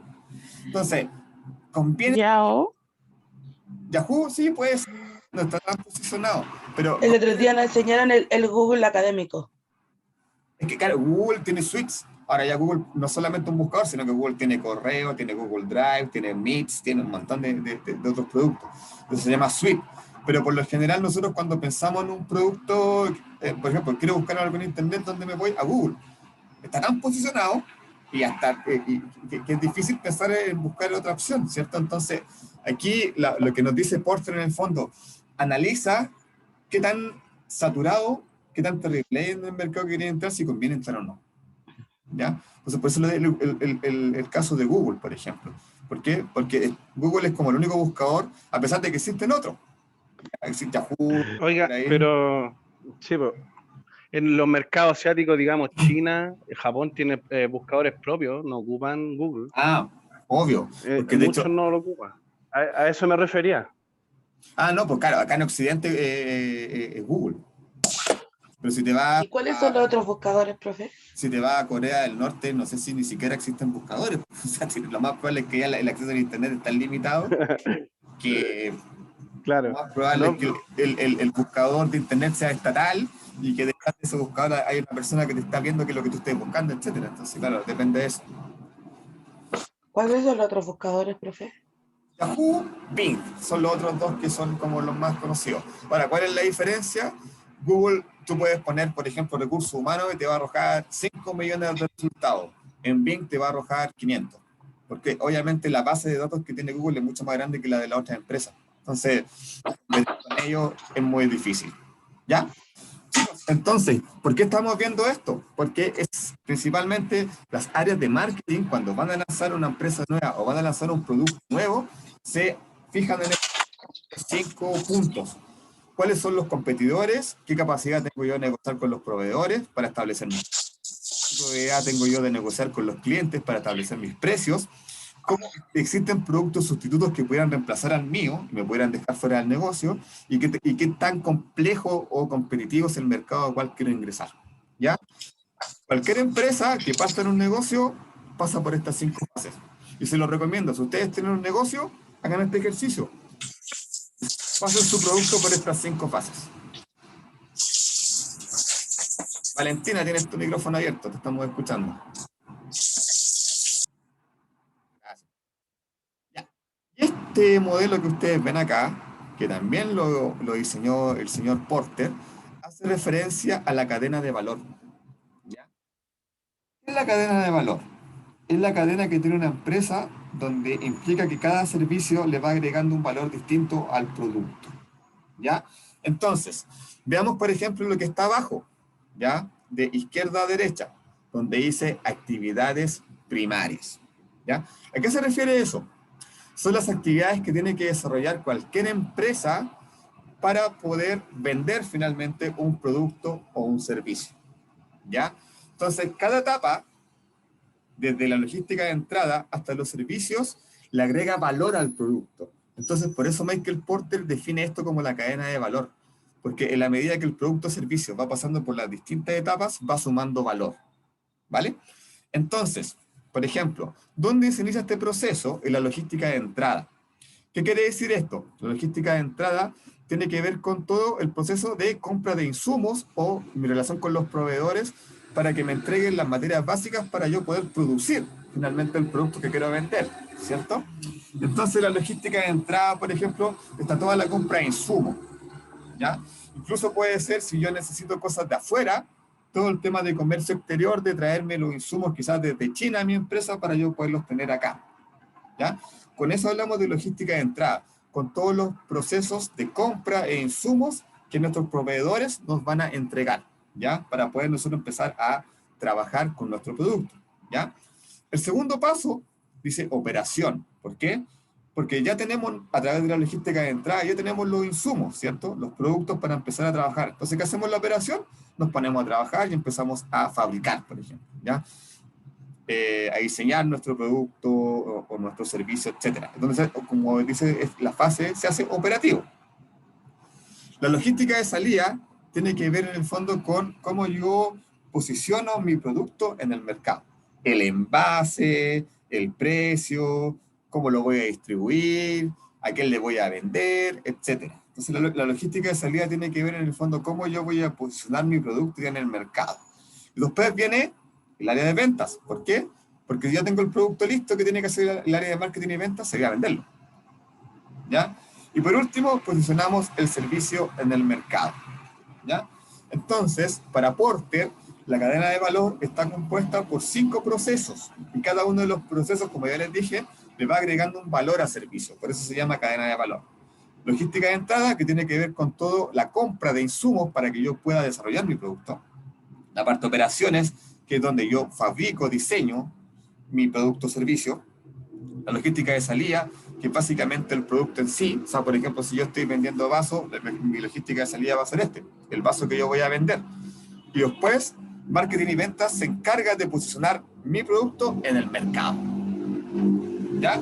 Y posteriormente vienen los servicios de postventa, que son normales, digamos, cuando se presta algún servicio, este tema de las garantías, por ejemplo, o alguna situación que implique volver a tener una vinculación entre la empresa y el cliente. ¿Ya? Pero ojo, si se fijan, no solo están las actividades primarias, sino que también están las actividades de apoyo. ¿Ya? ¿Qué significan las actividades de apoyo? Que son las que están señaladas en la parte superior.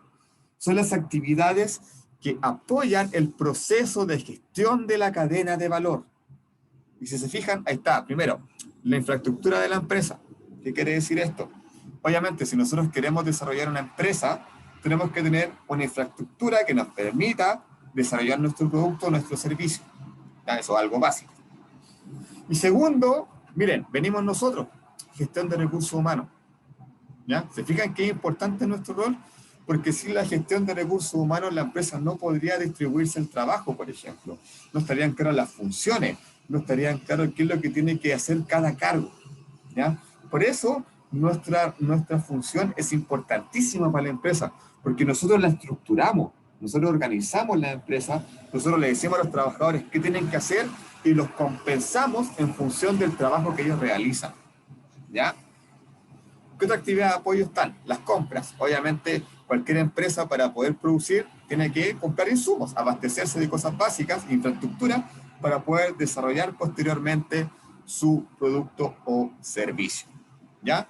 Y por último está el desarrollo de las tecnologías, ¿ya? Entonces estas 4 actividades, infraestructura, recursos humanos, compras y tecnologías, apoyan los procesos primarios, los procesos que finalmente crean el producto que la empresa está vendiendo, ¿ya? Y si se fijan, a la derecha hay un... el final de la cadena hace referencia al margen.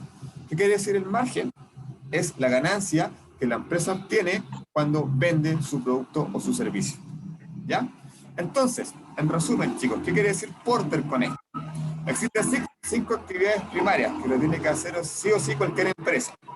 Logística de entrada, operaciones, logística de salida, marketing.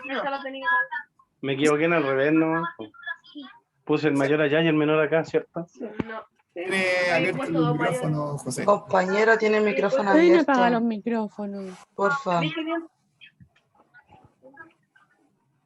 Ahí sí. Ya, repito entonces, como les decía, Porter Sí. significa...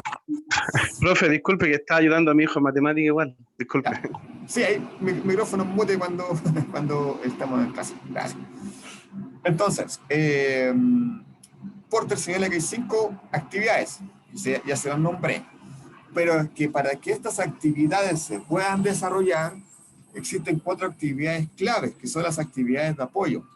La infraestructura, sin infraestructura ninguna empresa funciona, sin edificios, sin oficinas, sin instrumentos, sin máquinas, etcétera, la empresa no va a funcionar.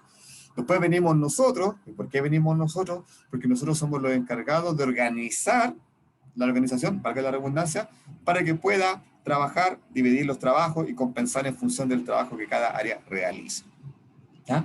Después está el área de compras, que es la que se encarga en el fondo de adquirir todos los insumos que son necesarios para producir el producto final. Y por último, las tecnologías que siempre nos van a ayudar, ¿ya? Este monito que ustedes están viendo lo van a ver mucho, ¿ya? Y lo van a ver seguramente después en administración. ¿Por qué? Profe, Porque es lo básico como se estructura una empresa en términos de cadena de producción. Judith. ¿puedes repetir de nuevo qué era el margen, por favor? Que eso me faltó anotar. El margen es lo que la empresa gana, es la utilidad. Las ganancias menos los costos. Siempre que hablemos de margen de ganancia, vamos a hablar de eso, chicos. ¿Cuánto yo gané? Es decir, cuánto yo vendí menos los costos que yo tuve para producir. Eso es el margen operativo.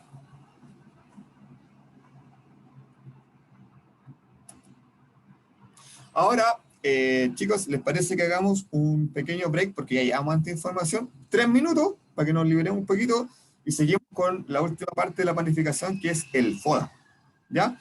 Así que paremos unos 3 minutitos y nos volvemos a conectar para terminar con la clase de hoy, ¿ya? Ya, profe.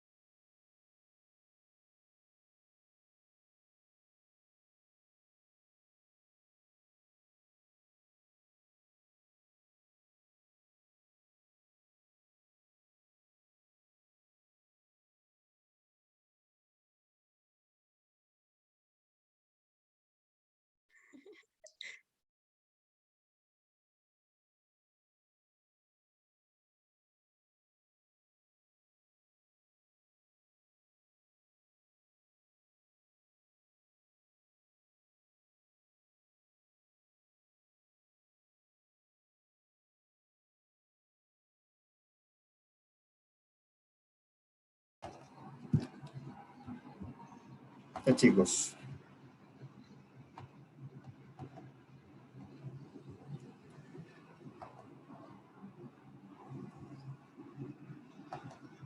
No me deja.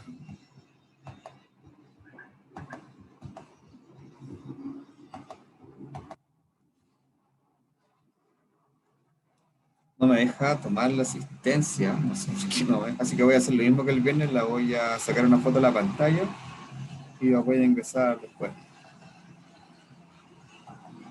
No me deja. Así que voy a ingresar la asistencia más tarde, chicos, por si acaso. Me voy a sacar una foto de la pantalla, están todos con nombre, ¿cierto? Sí. Profe, a mí el viernes me dejó, me puso presente. La voy a subir el viernes y la de hoy día más ratito. Porque acuérdese que yo después al último me fui, que tenía que hacer unas cosas. Sí, los tengo anotados. Ah, ya, perfecto.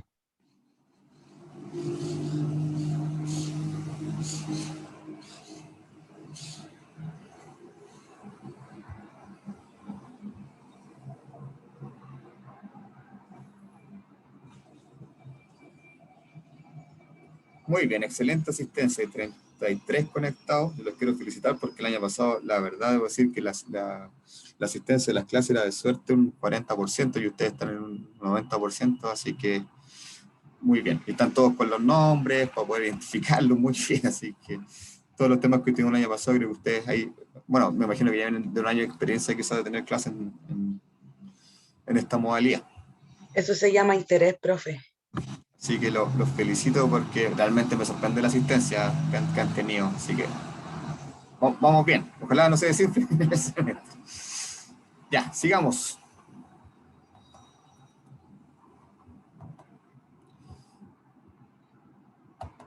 Ok, bueno, vamos a pasar a un tema que es fundamental en la planificación, una herramienta que se llama FODA, que quizás algunos de ustedes la conocen, pero que nosotros la ocupamos mucho, ¿ya?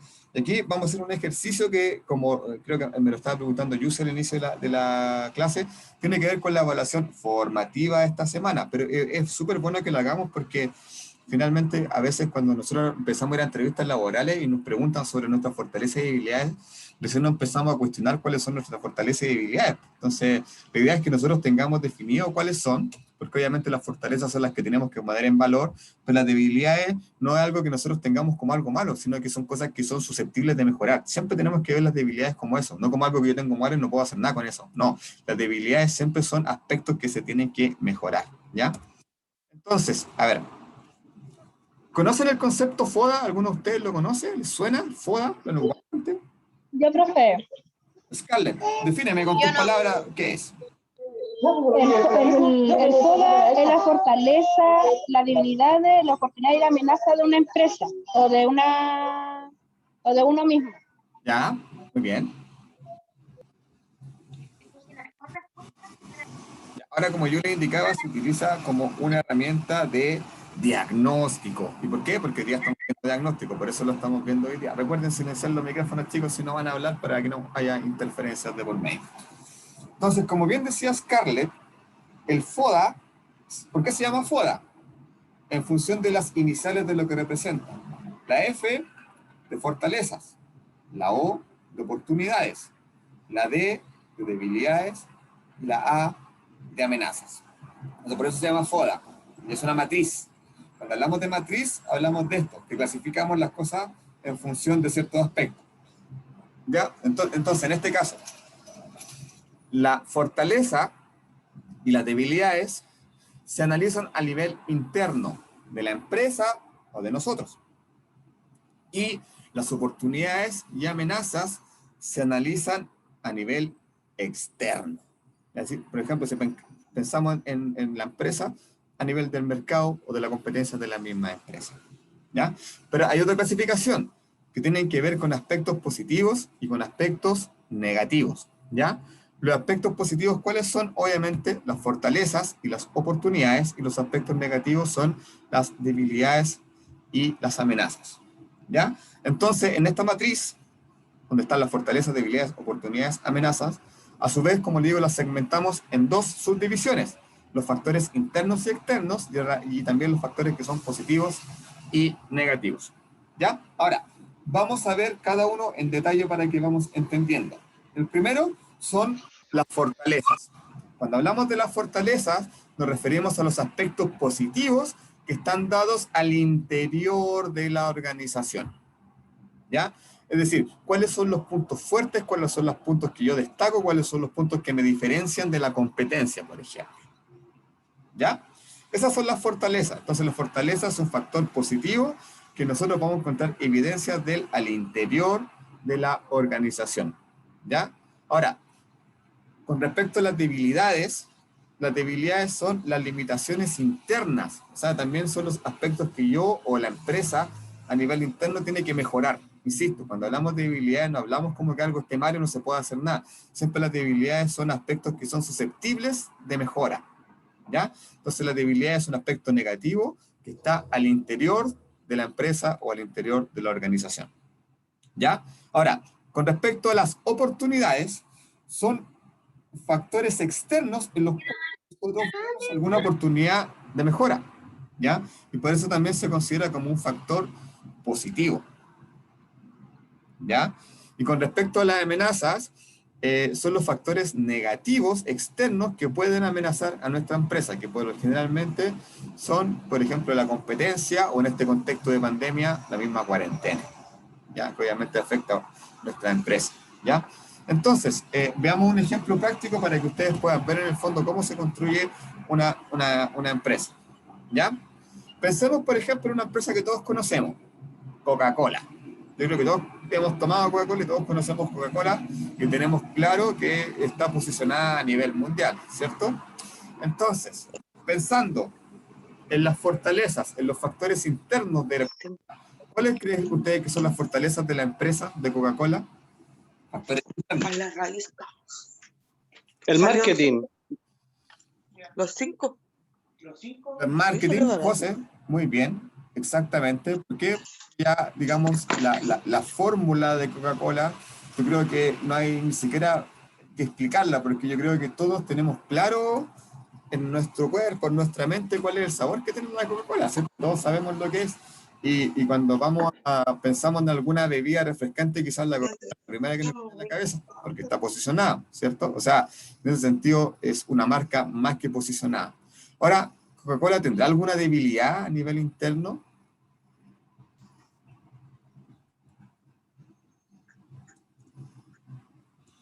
¿Qué piensan ustedes? Sí, ¿Melanie? sí. Yo tenía una conocida que trabajaba en Coca-Cola ¿Ya? y sí tenían debilidades. Creo que era nada que ver con el producto que ellos ofrecían, sino más bien con la seguridad.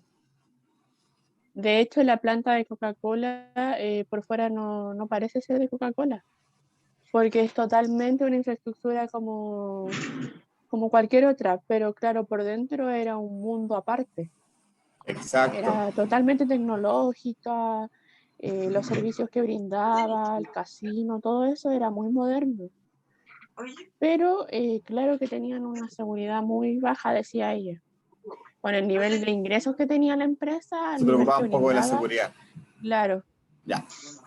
Es una debilidad, precisamente, porque estas empresas trabajan en ámbitos productivos donde la posibilidad de acciones son grandes. Violeta tiene el teléfono, perdón, el micrófono activado. Ahora, ¿cuál es otra debilidad que tiene que ver también con eso? A ver, ¿se le ocurre alguna otra? Antes de decirle algo yo, ¿se le ocurre alguna otra debilidad que pueda tener Coca-Cola, que la vemos como una marca súper posicionada y súper firme en el mercado? Yo creo que últimamente una debilidad es que no ha innovado. Aparte de sacar la cero azúcar, yo no he visto ningún nuevo producto de Coca-Cola. Buena observación. La Coca-Cola es la Coca-Cola que conocemos, tiene la light sin azúcar, la normal, y pues mantiene esa misma línea de productos hace 10 años y a lo más cambia el envase, por lo que veo, o no sé, o el tipo botella, pero efectivamente no hay el cambio en el producto, sí, no hay. La fórmula de Coca-Cola está más que probada, ¿ya? De hecho, paréntesis, hay un documental bien interesante que se llama La Guerra de las Colas, que muestra la guerra que se dio entre Coca-Cola y Pepsi a mediados de los 80 en Estados Unidos. De ahí fue, referente a lo que decía José, Coca-Cola, para poder innovar, cambió la fórmula. La fórmula histórica que tenía Coca-Cola, la que tenemos nosotros, para competir con Pepsi, la cambió. Y fue tanto el fenómeno en Estados Unidos, porque en Estados Unidos ven la Coca-Cola como algo casi patriótico, la gente salió a protestar y a hacer marchas para que la Coca-Cola volviera a tomar su sabor normal, digamos. Eso es lo que hace una marca bien posicionada como Coca-Cola, así que si tienen tiempo, y ahora si están con cuarentena, en YouTube está ese documental, se llama La Guerra de las Colas, es súper interesante para ver cómo marcas están posicionadas, pelean entre sí en el fondo para ver quién gana, ¿ya? Profe, igual Oiga, está profe. un paréntesis. Melanie, después. En Netflix. Sí, yo vi ese reportaje en History Channel. Buenísimo, sí, ¿Ya? interesante. Sí, y hacían a los propios ejecutivos gerentes y dueños de las mismas empresas, representantes de marketing, le hacían una prueba ciega del producto. Exacto. Algunos se equivocaban y otros solamente al olerla sabían cuál era.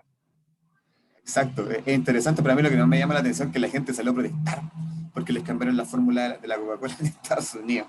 O Interesante. era Pepsi o era Coca.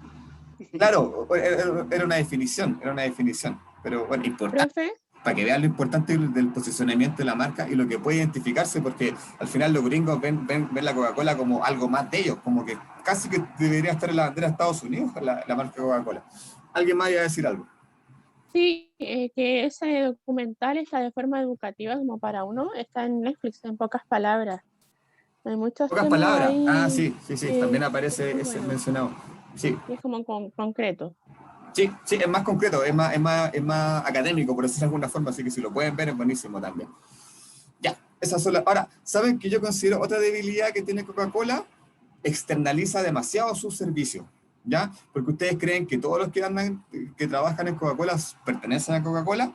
No, la gente que trabaja contratada por Coca-Cola en Chile son los menos. La mayoría son empresas externas que le terminan prestando servicio a Coca-Cola. Por lo tanto, la operación no depende 100% de la Coca-Cola, sino que depende de la empresa externa. Por ejemplo, ustedes han visto esos camiones que andan repartiendo Coca-Cola, que andan la gente, que el camión dice Coca-Cola y que la gente anda vestida con un traje Coca-Cola. Me imagino que lo han visto, ¿cierto? Pero esa gente no trabaja para Coca-Cola. Esa gente trabaja con una empresa externa que le presta servicios a Coca-Cola en términos de distribución en los negocios, en los locales, ¿ya? Obviamente es una debilidad. ¿Por qué? Porque básicamente toda la distribución de sus productos la tienen externalizada en otras empresas. Por lo tanto, ya no depende de la gestión centralizada de Coca-Cola que las bebidas lleguen a tiempo, sino que dependen de la gestión de la empresa contratista que le está prestando de servicio a la empresa. Entonces, Profe, esa es una debilidad. Yo sí. Pamela pregunta si acaso la Coca-Cola es perjudicial para la salud, ¿es una amenaza o no? Buen punto, ya pasemos a la amenaza. Precisamente yo creo que la amenaza más grande que tiene la Coca-Cola ahora es que se ha posicionado que las bebidas de fantasía son malas para la salud. Yo, por ejemplo, cuando era niño, cuando era chico en los años 80, a nosotros nos daban bebidas y no había problema, no había cuestionamientos de nuestras mamás de que eso nos hacía bien o mal. Con el pasar de los tiempos, no sé si le hace bien o mal a la salud, ¿ya? Pero sí se ha posicionado de que hay otras marcas que son más alternativas y que son más sanas, ¿ya? Por ejemplo, las aguas con sabor, ¿ya? Todas estas aguas Cachantún, Benedictino, que sacaron una línea gasificada con sabor light, tienden a vender la imagen de que son un producto más sano que la Coca-Cola, ¿ya? Entonces yo sí coincido que una amenaza es que la Coca-Cola ya se ve como un producto que no es lo más recomendable, por ejemplo, para que un niño tome. No sé si están de acuerdo conmigo. Sí. E incluso tiene cafeína y eso también es perjudicial para los niños. Entonces, entre tomarme una Coca-Cola y tomarme un agua mineral que tiene un poquito de gas y un sabor a limón y que me dice que es más sana, me va a tomar el agua con limón porque es más sana, ¿cierto? Entonces, yo creo que una amenaza es precisamente una mezcla de varias cosas que dijeron. No ha cambiado la fórmula y no se ha sumado a esta ola de la vida sana que en general tienen todas las empresas, ¿ya? Ahora, con respecto a lo mismo, ¿cuál sería una oportunidad que podría tener Coca-Cola?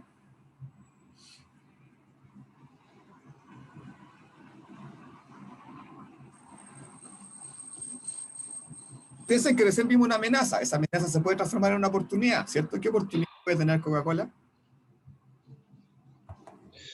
Mejorar la línea, digamos, en el sentido, como dicen, que el azúcar hace mal, realmente hacer una bebida que no sea perjudicial, no tenga calorías y sea, no sé. Es que la digamos, sacaron, pues si sacaron la Coca-Cola cero. Pero a pesar de eso, la Coca Cero no está al mismo nivel que un agua sin sabor, o sea, un agua sin... No, sí, también es perjudicial, obvio. Claro, entonces sacaron lo más light que tiene son la Coca sin azúcar. Pero yo veo una oportunidad, por ejemplo, que puede tener Coca-Cola, que es sacar una línea de aguas. Eso estaba pensando. Con la marca posicionada, sacan una línea de agua sin gas, con sabor, y que digan que hacen bien, no sé, para el cáncer, listo. Van a posicionar un nuevo producto y se van a posicionar en un mercado que actualmente perdieron, ¿ya? Porque toda la gente que tiene vida sana, le aseguro que no compra Coca-Cola. Entonces tienen que reencantar a ese público, ¿ya? Yo en general, la preocupación de todos... Profe, Benedictino es de Coca-Cola. La compraron, sí, pero es de Coca-Cola. El agua de Coca-Cola. La compraron, efectivamente, la compraron. Entonces, ahora, ¿tú asocias Benedictino con Coca-Cola? ¿La marca? O sea, yo que sé la historia, sí, pues. Ya, por lo menos yo no la asocio. En mi cabeza siguen siendo marcas distintas. Yo creo que la mayoría de la gente no sabe que Benedictino pertenece a Coca-Cola, ¿ya? Por lo tanto, quizás debería posicionar a Benedictino y que aparezca el signo Coca-Cola atrás para que la gente piense, empiecen ahí como a asociar la marca Benedictino con la marca Coca-Cola, ¿ya? ¿Se fijan? Este ejercicio que hicimos nosotros ahora es un FODA, ¿ya? Y generalmente la discusión que tienen las empresas para medir internamente, pero también para medir externamente. Ahora, ¿esto lo podemos aplicar a nosotros? Sí, porque también existe el FODA personal, ¿ya? Y este ejercicio, la idea es que lo vamos trabajando en estos 2 años antes que ustedes ingresen al mercado laboral, ¿ya? Realmente cuando nosotros vamos a una entrevista de trabajo, tenemos que tener nuestro FODA personal súper definido, porque lo más probable es que nos hagan preguntas respecto a eso, ¿ya? Es la misma lógica, chiquillos, que la empresa.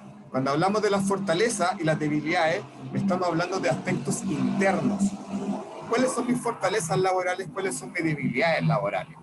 Y cuando hablamos de oportunidades y amenazas, estamos refiriéndonos a aspectos externos. ¿Cuáles son las oportunidades que yo tengo en el mercado laboral? ¿Y cuáles son las amenazas que yo tengo en el mercado laboral? ¿Ya? Ahora, en términos prácticos, yo les aseguro, chicos, que si les pregunto sus fortalezas, me las van a tener súper claras. ¿Cierto? ¿Alguien que con honestidad diga cuáles son sus fortalezas? En términos personales, abro la palabra.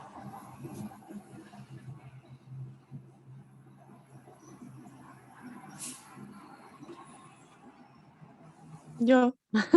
Es difícil. Estaba esperando a la Melanie. Estaba pensándolo las dos.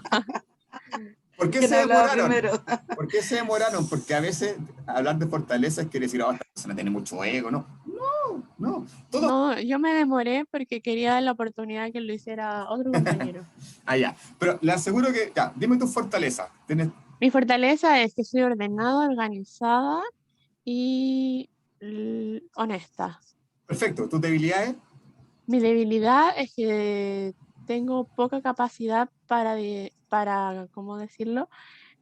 Para, que se me da la palabra, como para repartir el trabajo, porque piensan que si no lo hago yo, no va a quedar bien. Ya, ok. ¿Se fijan? Melanie explicó sus fortalezas súper rápido, pues la debilidad le costó un poquito más expresarla. ¿Por qué? Porque siempre nosotros tenemos nuestras fortalezas súper claras, pero a veces nuestra debilidad no las tenemos tan claras. Yo sé que también haya pedido la palabra. ¿Cuáles son tus debilidades como persona? No, yo estaba hablando con la Melanie. ¿Mis debilidades? Sí. Mis hijos. No, pero en términos de las debilidades internas, son internas. No, mis debilidades, yo soy muy sensible. Ya, perfecto. Ya, la tiene. Cualquier así como crítica constructiva hacia mi persona me frustra demasiado. Ya, te entiendo. Perfecto. Listo. Entonces, Melanie y Yusi tienen claro cuáles son sus fortalezas, son sus debilidades. Y esto, como se lo digo, es por ejemplo, pregunta de entrevista laboral fija. Entonces, generalmente nosotros tenemos que tener nuestras fortalezas identificadas y a la vez nuestras debilidades también identificadas, ¿ya? Ahora, generalmente como yo les digo, en una entrevista laboral nos van a preguntar por nuestras 3 fortalezas y las vamos a tener súper claras, pero nos van a preguntar nuestras 3 debilidades, quizás no las vamos a tener tan claras, ¿ya? Ahora, como yo les digo, las debilidades en términos personales las tenemos que identificar, porque todos tenemos debilidades, nadie es perfecto, nadie tiene ningún aspecto que mejorar, ¿ya? Entonces siempre las debilidades son susceptibles de mejora, ¿ya? Entonces aquí ambas compañeras dieron ejemplos de cosas que tienen que mejorar, ¿ya? Entonces la idea es que no se queden con identificar la debilidad, sino que también tienen que tener claro cómo van a suplir esa debilidad, ¿ya? Porque si se da el caso que van a una entrevista laboral y les preguntan cuáles son sus debilidades, ustedes tienen que decir, por ejemplo, mira, quizás yo me cuesta organizarme mi tiempo, pero lo que he hecho es tener una agenda en el celular que me va dando las alarmas de todo lo que tengo que hacer. ¿Se fijan? Le estoy diciendo a la persona cuál es mi problema, pues yo efectivamente tengo un problema de organización del tiempo y lo reconozco, pero este aparatito me ha ayudado mucho. ¿Por qué? Porque me voy agendando lo que tengo que hacer en el día y le voy poniendo alarma. Entonces, 15 minutos de hacer algo, me da la alarma. Y así he ido yo, de alguna forma, reduciendo esa brecha que tenía de organización del tiempo. Entonces ya cada vez lo ocupo menos y me organizo más yo. ¿Ya? Entonces son cosas que tenemos que ver. Y ojo, ya la respuesta que la otra persona espera ya no es aceptado, porque yo, por ejemplo, cuando empecé haciendo entrevistas, preguntaba por las debilidades. No, yo soy demasiado perfeccionista, no, soy demasiado comprometido con mi trabajo, y en el fondo te dicen fortalezas como debilidades. Ya nadie cree en esas debilidades. O sea, para una entrevista de trabajo le dicen eso al psicólogo, el psicólogo le dice, está mintiendo, ¿ya? Porque las debilidades no son esas, chicos, y todos tenemos temas que mejorar, ¿ya? Así que, en ese sentido, identifiquen, hagan este ejercicio, porque lo tienen que hacer, de hecho, como tarea formativa, pero también tienen que plantear aspectos a mejorar, ¿ya? Piensen que ustedes están acá para poder ser técnicos de nivel superior en recursos humanos. Profe, las tareas formativas eran sin nota. Sin nota, sí. Sí, son igual formativas. que la que enviamos de la lluvia de ideas. Exacto. Sí, igual se la voy a revisar y se la voy a retroalimentar, pero sin nota. ¿Ya? Pamela Carrasco. Profesor, ¿me escucha? Sí. ¿Por qué ser perfeccionista no es una debilidad? Esa es una respuesta típica que dan las personas cuando en el fondo no querían dar a conocer algo, algún aspecto negativo. ¿Ya? Entonces, ser perfeccionista en el fondo tú estás diciendo una fortaleza disfrazada de debilidad, ¿ya? Pero, a ver, ser perfeccionista puede ser una debilidad, porque creo que alguien lo dijo por ahí. Si no lo hago yo, no estoy segura de que va a estar bien, ¿ya? O no me quedo tranquilo hasta que algo está bien. Eso efectivamente puede pasar a ser una debilidad. Pero a lo que yo voy es que era una respuesta tipo que las personas daban hace mucho tiempo como para disfrazar una debilidad o una fortaleza. Pero yo sí creo que profesor, que ser perfeccionista es una debilidad, porque al final no terminé nunca hacer las cosas. Yo conozco a personas perfeccionistas que nunca terminan, porque siempre están pensando en que lo pueden mejorar. José. Oiga, profesor, eso quería comentar en relación a ser perfeccionista. Al hacer un trabajo no tiene que quedar perfecto, tiene que quedar bien hecho más que perfecto, porque la perfección no se alcanza. Exacto. Pero hay gente que puede ser un poco más obsesiva con eso y no terminar nunca de hacer las cosas. Entonces hay que saber decir, listo, esta tarea es valorar lo que uno hace, esto está bien porque yo lo hice y me fijé que estuviera bien hecho, y dejarlo ahí, no seguir continuando, ¿ya? Ahora, pensemos los aspectos externos, ¿ya? Ustedes están estudiando para obtener un título técnico de nivel superior, ¿para qué? Para mejorar sus oportunidades laborales, obviamente, en la medida que terminen su carrera y se titulen, ¿cierto? Entonces, obviamente, el hecho de que ustedes estén empezando su carrera le está abriendo oportunidades distintas en el mercado que antes no tenían, ¿ya? Porque pueden trabajar en recursos humanos con cuarto medio, sí, si tienen un título técnico, sí, pero quizás van a poder trabajar solamente a nivel de asistente, ¿ya? Obviamente un título a nivel medio les va a dar posibilidades de trabajar a nivel de generalista, analista, coordinador, supervisor, etcétera. Entonces, obviamente, el hecho de que ustedes estén estudiando le está abriendo más oportunidades, ¿ya? Recuerden que las oportunidades las vemos a nivel de mercado. Entonces, obviamente, sus opciones laborales van a ser mucho mejor al momento del egreso y quizás que lo que tienen ahora. Ahora, pensando en lo mismo, ¿cuáles creen ustedes que son las amenazas que existen en el mercado laboral para ustedes? Eso quería comentar, profesor. Mire, yo soy asistente administrativo de recursos humanos desde el año 2009. Estuve en varias empresas, pero como no tengo el título, mi amenaza directamente es cualquier persona que tenga un título superior o técnico medio, para mí es una amenaza laboral, aunque yo tenga más experiencia. Exacto. Aunque a veces en recursos humanos se valora más la experiencia que el título, pero sí el hecho de no tener un título de nivel superior te pone una desventaja frente a un proceso de selección frente a otra persona que sí lo tenga, ¿ya? Entonces, efectivamente, para poder optar a un título laboral tenemos que tener un título sí así, ¿ya?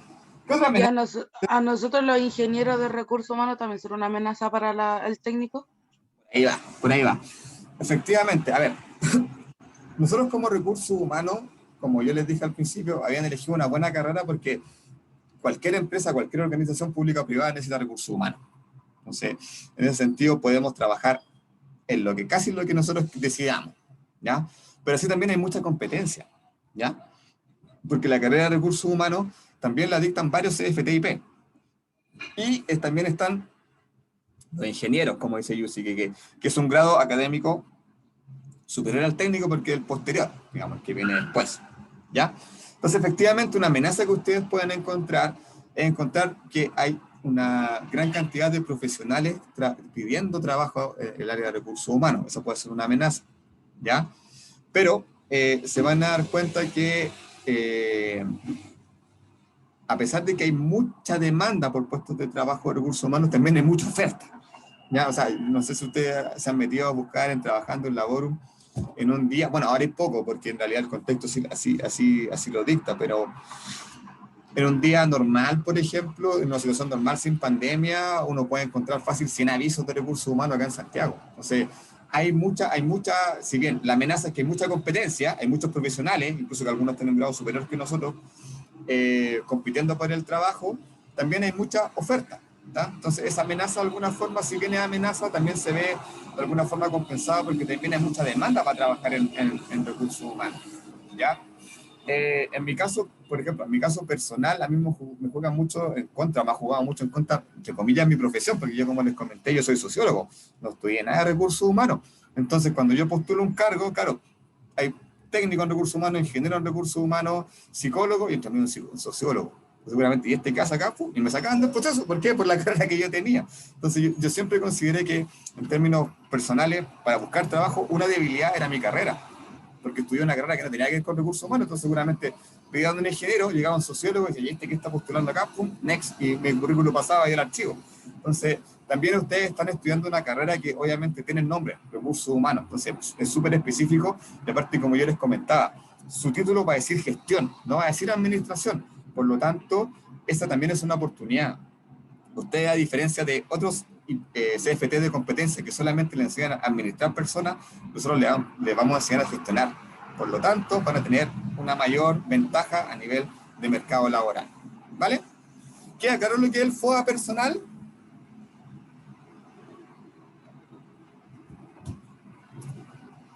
Sí, profe. Sí.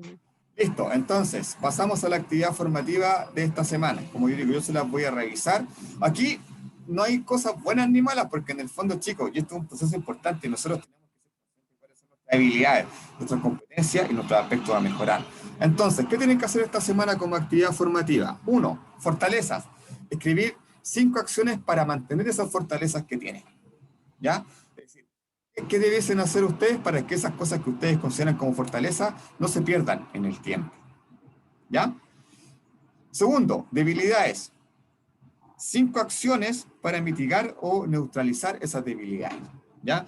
Como yo les decía, por ejemplo, yo sé que tengo un tema de desorden con el tiempo, etcétera. ¿Qué hago? Me apoyo mucho en mi teléfono, agendando y dejándome alarma, ¿ya? Es una acción de mitigación de mi desorden con el tema del tiempo, por ejemplo, ¿ya? Tercero, oportunidades. 5 acciones para que se concreten, ¿ya? Es decir, por ejemplo, voy a terminar la carrera, voy a sacar la ingeniería, voy a postular un cargo de reclutamiento y selección, etcétera. Ahí ustedes tienen que, en el fondo, definir 5 oportunidades que ustedes creen que les van a facilitar su acceso al mercado laboral, ¿ya? Y las amenazas son 5 acciones que ustedes creen importantes para poder... No, falta la frase, pero en el fondo son acciones que ustedes creen importantes para poder minimizar esas amenazas que ustedes tienen, por ejemplo. ¿Ya? ¿Qué la actividad formativa? Lucy. ¿Esa se hace igual que la otra? ¿Se edita? ¿Se guarda y se entrega? Eso, y la entregan y me la envían en un archivo Word. Pues simple, el nombre arriba, fortaleza, las 5 acciones, debilidades, 5 acciones, oportunidades, las 5 acciones, y la amenaza, las 5 acciones. Profe, en la informativa anterior había que poner el nombre. Es que si la subieron al ¿cómo se llama? ¿Al aula? Al aula, yo voy a su usuario y ahí veo que la subió cuando es necesario. En el grupal sí me tienen que colocar los nombres porque yo tengo que identificar quiénes son los que están en el grupo, ¿ya? Pero el individual yo sé que no está, yo ingreso a su usuario a ver la tarea que subieron. ¿Hasta cuándo hay plazo para entregar la informativa? Esta semana, hasta el jueves. Recuerden Hasta el jueves que el viernes es 2. feriado. Sí. 2, sí, 2. Yo, profe, ¿son todos los días feriados? No, pues es feriado el viernes. ¿Por qué tan rojo el lunes y el 1 y el 2? Ah, sí, pues. No sé El qué 1. estás viendo, no sé qué estás viendo, Yusi. No, porque el jueves 1 también sale feriado, pues. No, sí, es feriado el viernes santo nomás. El viernes 2. Ah, ya. No sé, estoy loca, profe. Melanie. Sí, profe, yo tengo una duda sobre la tarea grupal. ¿Ya? De hecho, se la escribí por mensaje en el aula, pero no lo vio, creo. O aún no lo vi. Bueno, mi pregunta era el enfoque práctico y el enfoque teórico, pero más que nada quiero saber, ¿usted quiere que desglosemos el término en forma general, más bien básica, o profundizarlo? La idea es que defiendan el concepto, pero a mí lo que más me interesa es que le den una visión desde el recurso humano. O sea, ¿por qué recurso humano? ¿Qué te tocó a ti? ¿Qué tema te tocó a ti? Me tocó los ciclos de la vida laboral de un empleado. Eso me tocó a mí con mi grupo. O sea, inducción, reclutamiento, desvinculación, todo eso. Ah, ya eran todos los procesos, ya, entonces, sí. Una visión desde la lógica de recursos humanos, esos procesos, ya, entonces, como yo les dije la semana pasada, más que vayan a buscar qué es la capacitación y me copien el concepto, entender, lo peguen, es que ustedes me describan con sus palabras qué es lo que entienden por capacitación. ¿Ya? No, sí, eso me quedó claro, entonces, más que nada, mi visión. Tu visión, no me interesa que... Oiga, incluso no me interesa que te equivoques, porque lo que yo estoy haciendo con esto es tener un diagnóstico para ver qué tan cercanos ustedes están a los procesos de recursos humanos. Entonces, no se enfoquen en tenerme la respuesta perfecta. Lo que yo quiero es que ustedes me expliquen con sus palabras. ¿Ya? Ah, ya, que Espérame, teníamos José, esa duda. espérame, José, porque Pamela había levantado la mano antes. Gracias.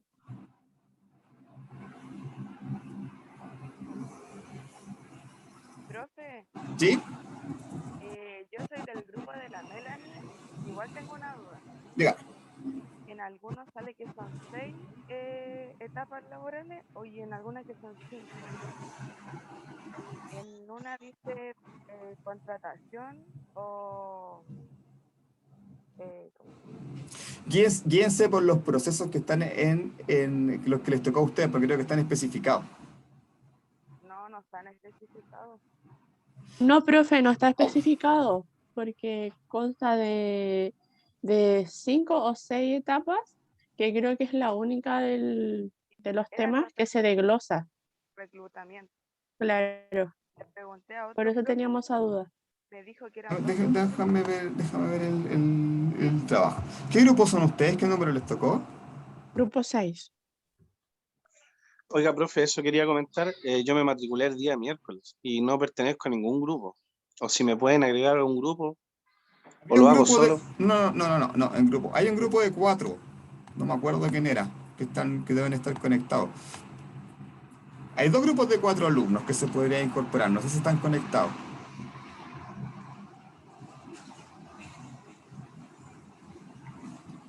Chiquillos.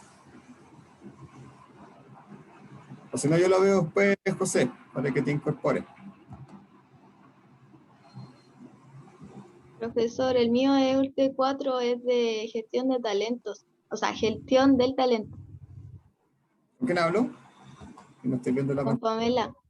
Pamela, ¿tú podías recibir a José en tu grupo? Yo creo que sí, si mis compañeros no les importa. ¿Grupo WhatsApp del curso? Si está en el grupo, profe. Ya. Sí, Pamela, sí, si estoy en el grupo. ¿Lo pueden incorporar al grupo por favor, para que trabaje con usted?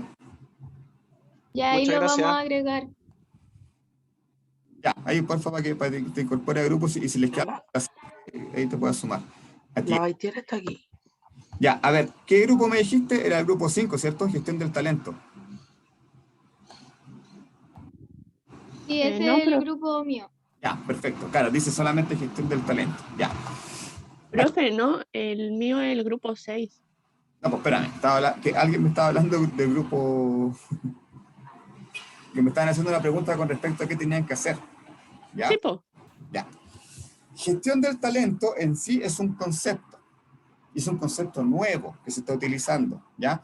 Porque hasta el año, diría, 2010, hablábamos de gestión por competencia, ¿ya? Esa era una metodología que teníamos en recursos humanos para gestionar a los trabajadores a través de sus competencias. Ahora, ese paradigma cambió. No nos estamos enfocando en las competencias, sino que nos estamos enfocando en lo que es el talento. Y cuando hablamos de talento, hablamos de todo, porque las competencias hablábamos principalmente de nuestras habilidades, ¿ya? Cuando hablamos del talento, es la puesta en práctica de tanto mis habilidades técnicas como mis habilidades blandas, ¿ya? Por lo tanto, ustedes van a buscar literatura de gestión del talento, van a encontrar mucha información. Pero a mí lo que me interesa más allá de los procesos es que ustedes me sepan definir en qué consiste el talento, en qué consiste gestionar el talento y cómo nosotros gestionamos el talento en las personas al interior de la organización, ¿ya? No se guíen tanto por las metodologías, sino que en el fondo me definan qué es lo que es la gestión del talento y por qué es un proceso importante para recursos humanos, ¿ya? De las funciones que están definidas o de los procesos es la más nueva, por lo tanto yo creo que es la que menos van a encontrar información, ¿ya? Porque como les digo, es un paradigma nuevo que tenemos de recursos humanos para hacer gestión de personas, ¿vale? No sé si les...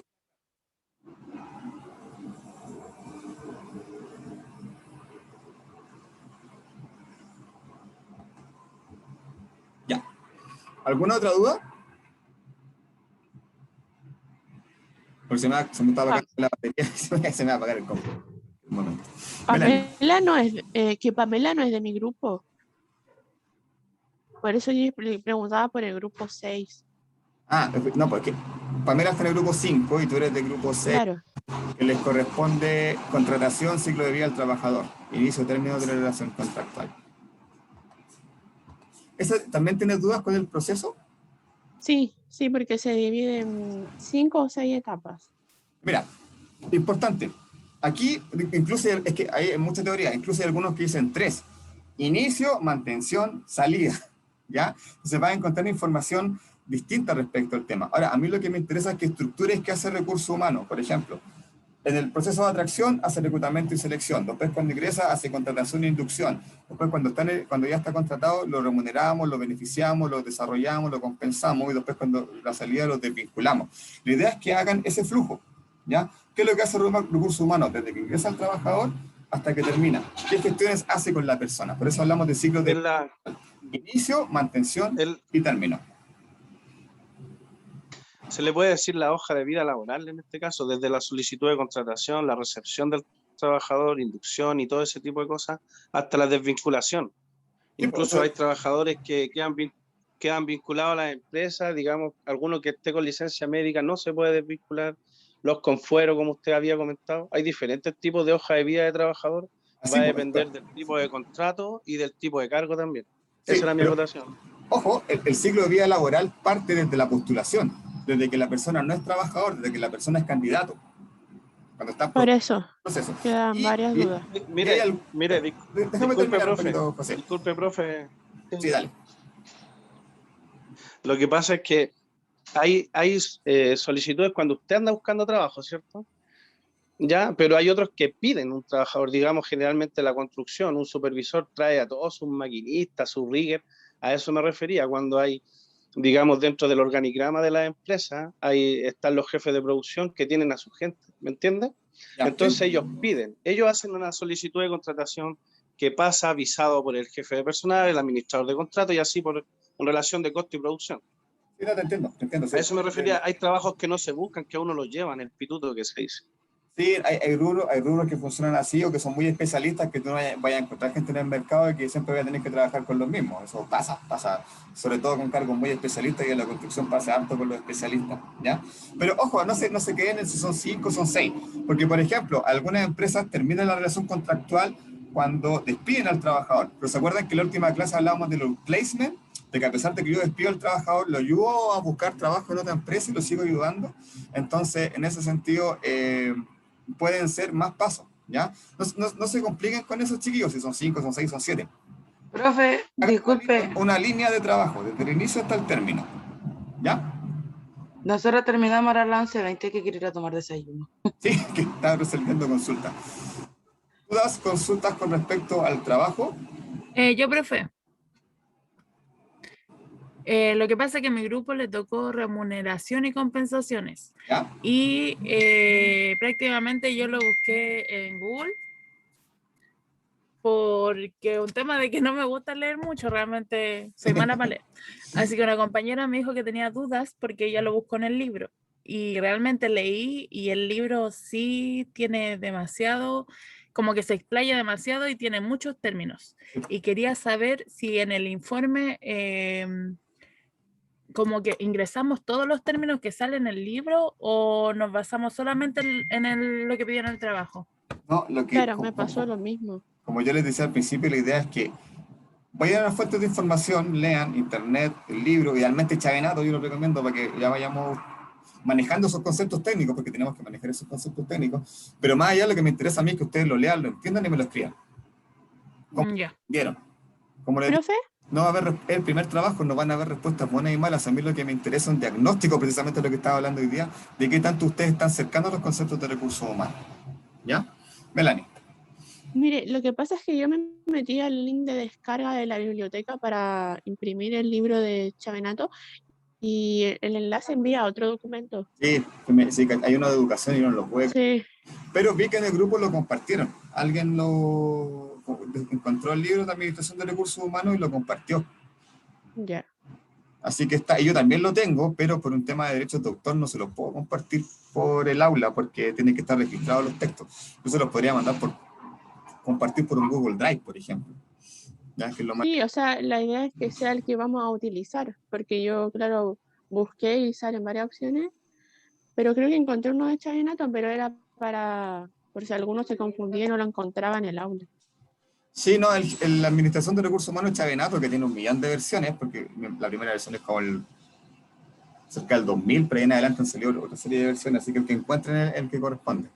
¿Ya? Pero eso en internet está, si lo buscan en Gestión de Recursos Humanos y Alberto Chavenato le ponen PDF, les va a aparecer el texto en PDF, para que lo puedan descargar, ¿ya? Pero insisto, chicos, más allá de eso, la idea es que ustedes investiguen y con sus palabras me expliquen el proceso que les tocó. Eso es lo que me interesa a mí. Aquí no va a haber, la evaluación no va a ser tan estricta, ¿ya? A mí lo que me interesa, como les digo, hacer un diagnóstico de saber qué tan cercanos están ustedes con estos conceptos que estamos manejando, ¿ya? Y también es importante que lo hagan bien, chicos. ¿Por qué? Porque, como les digo, su trabajo va a ser el insumo de mis próximas 2 clases, porque yo voy a presentar lo que ustedes hicieron, ¿vale? Ir comentando lo que esté bien y ir ahí comentando también las cosas que haya que ir mejorando. Ya, chicos, estamos en la hora, los dejo. Cualquier consulta vía correo, vía WhatsApp, por el tema de la entrega del trabajo. Y ya el viernes es feriado, así que ya nos vemos en la clase. Estoy disponible hasta las 8 para cualquier consulta al profe. ¿Ah? Ya, nos vemos, profe, cuídese. Ya, eso, nos vemos, que estén bien. Chao. Chao, profe, gracias. Chao, profe. Diosito, Diosito.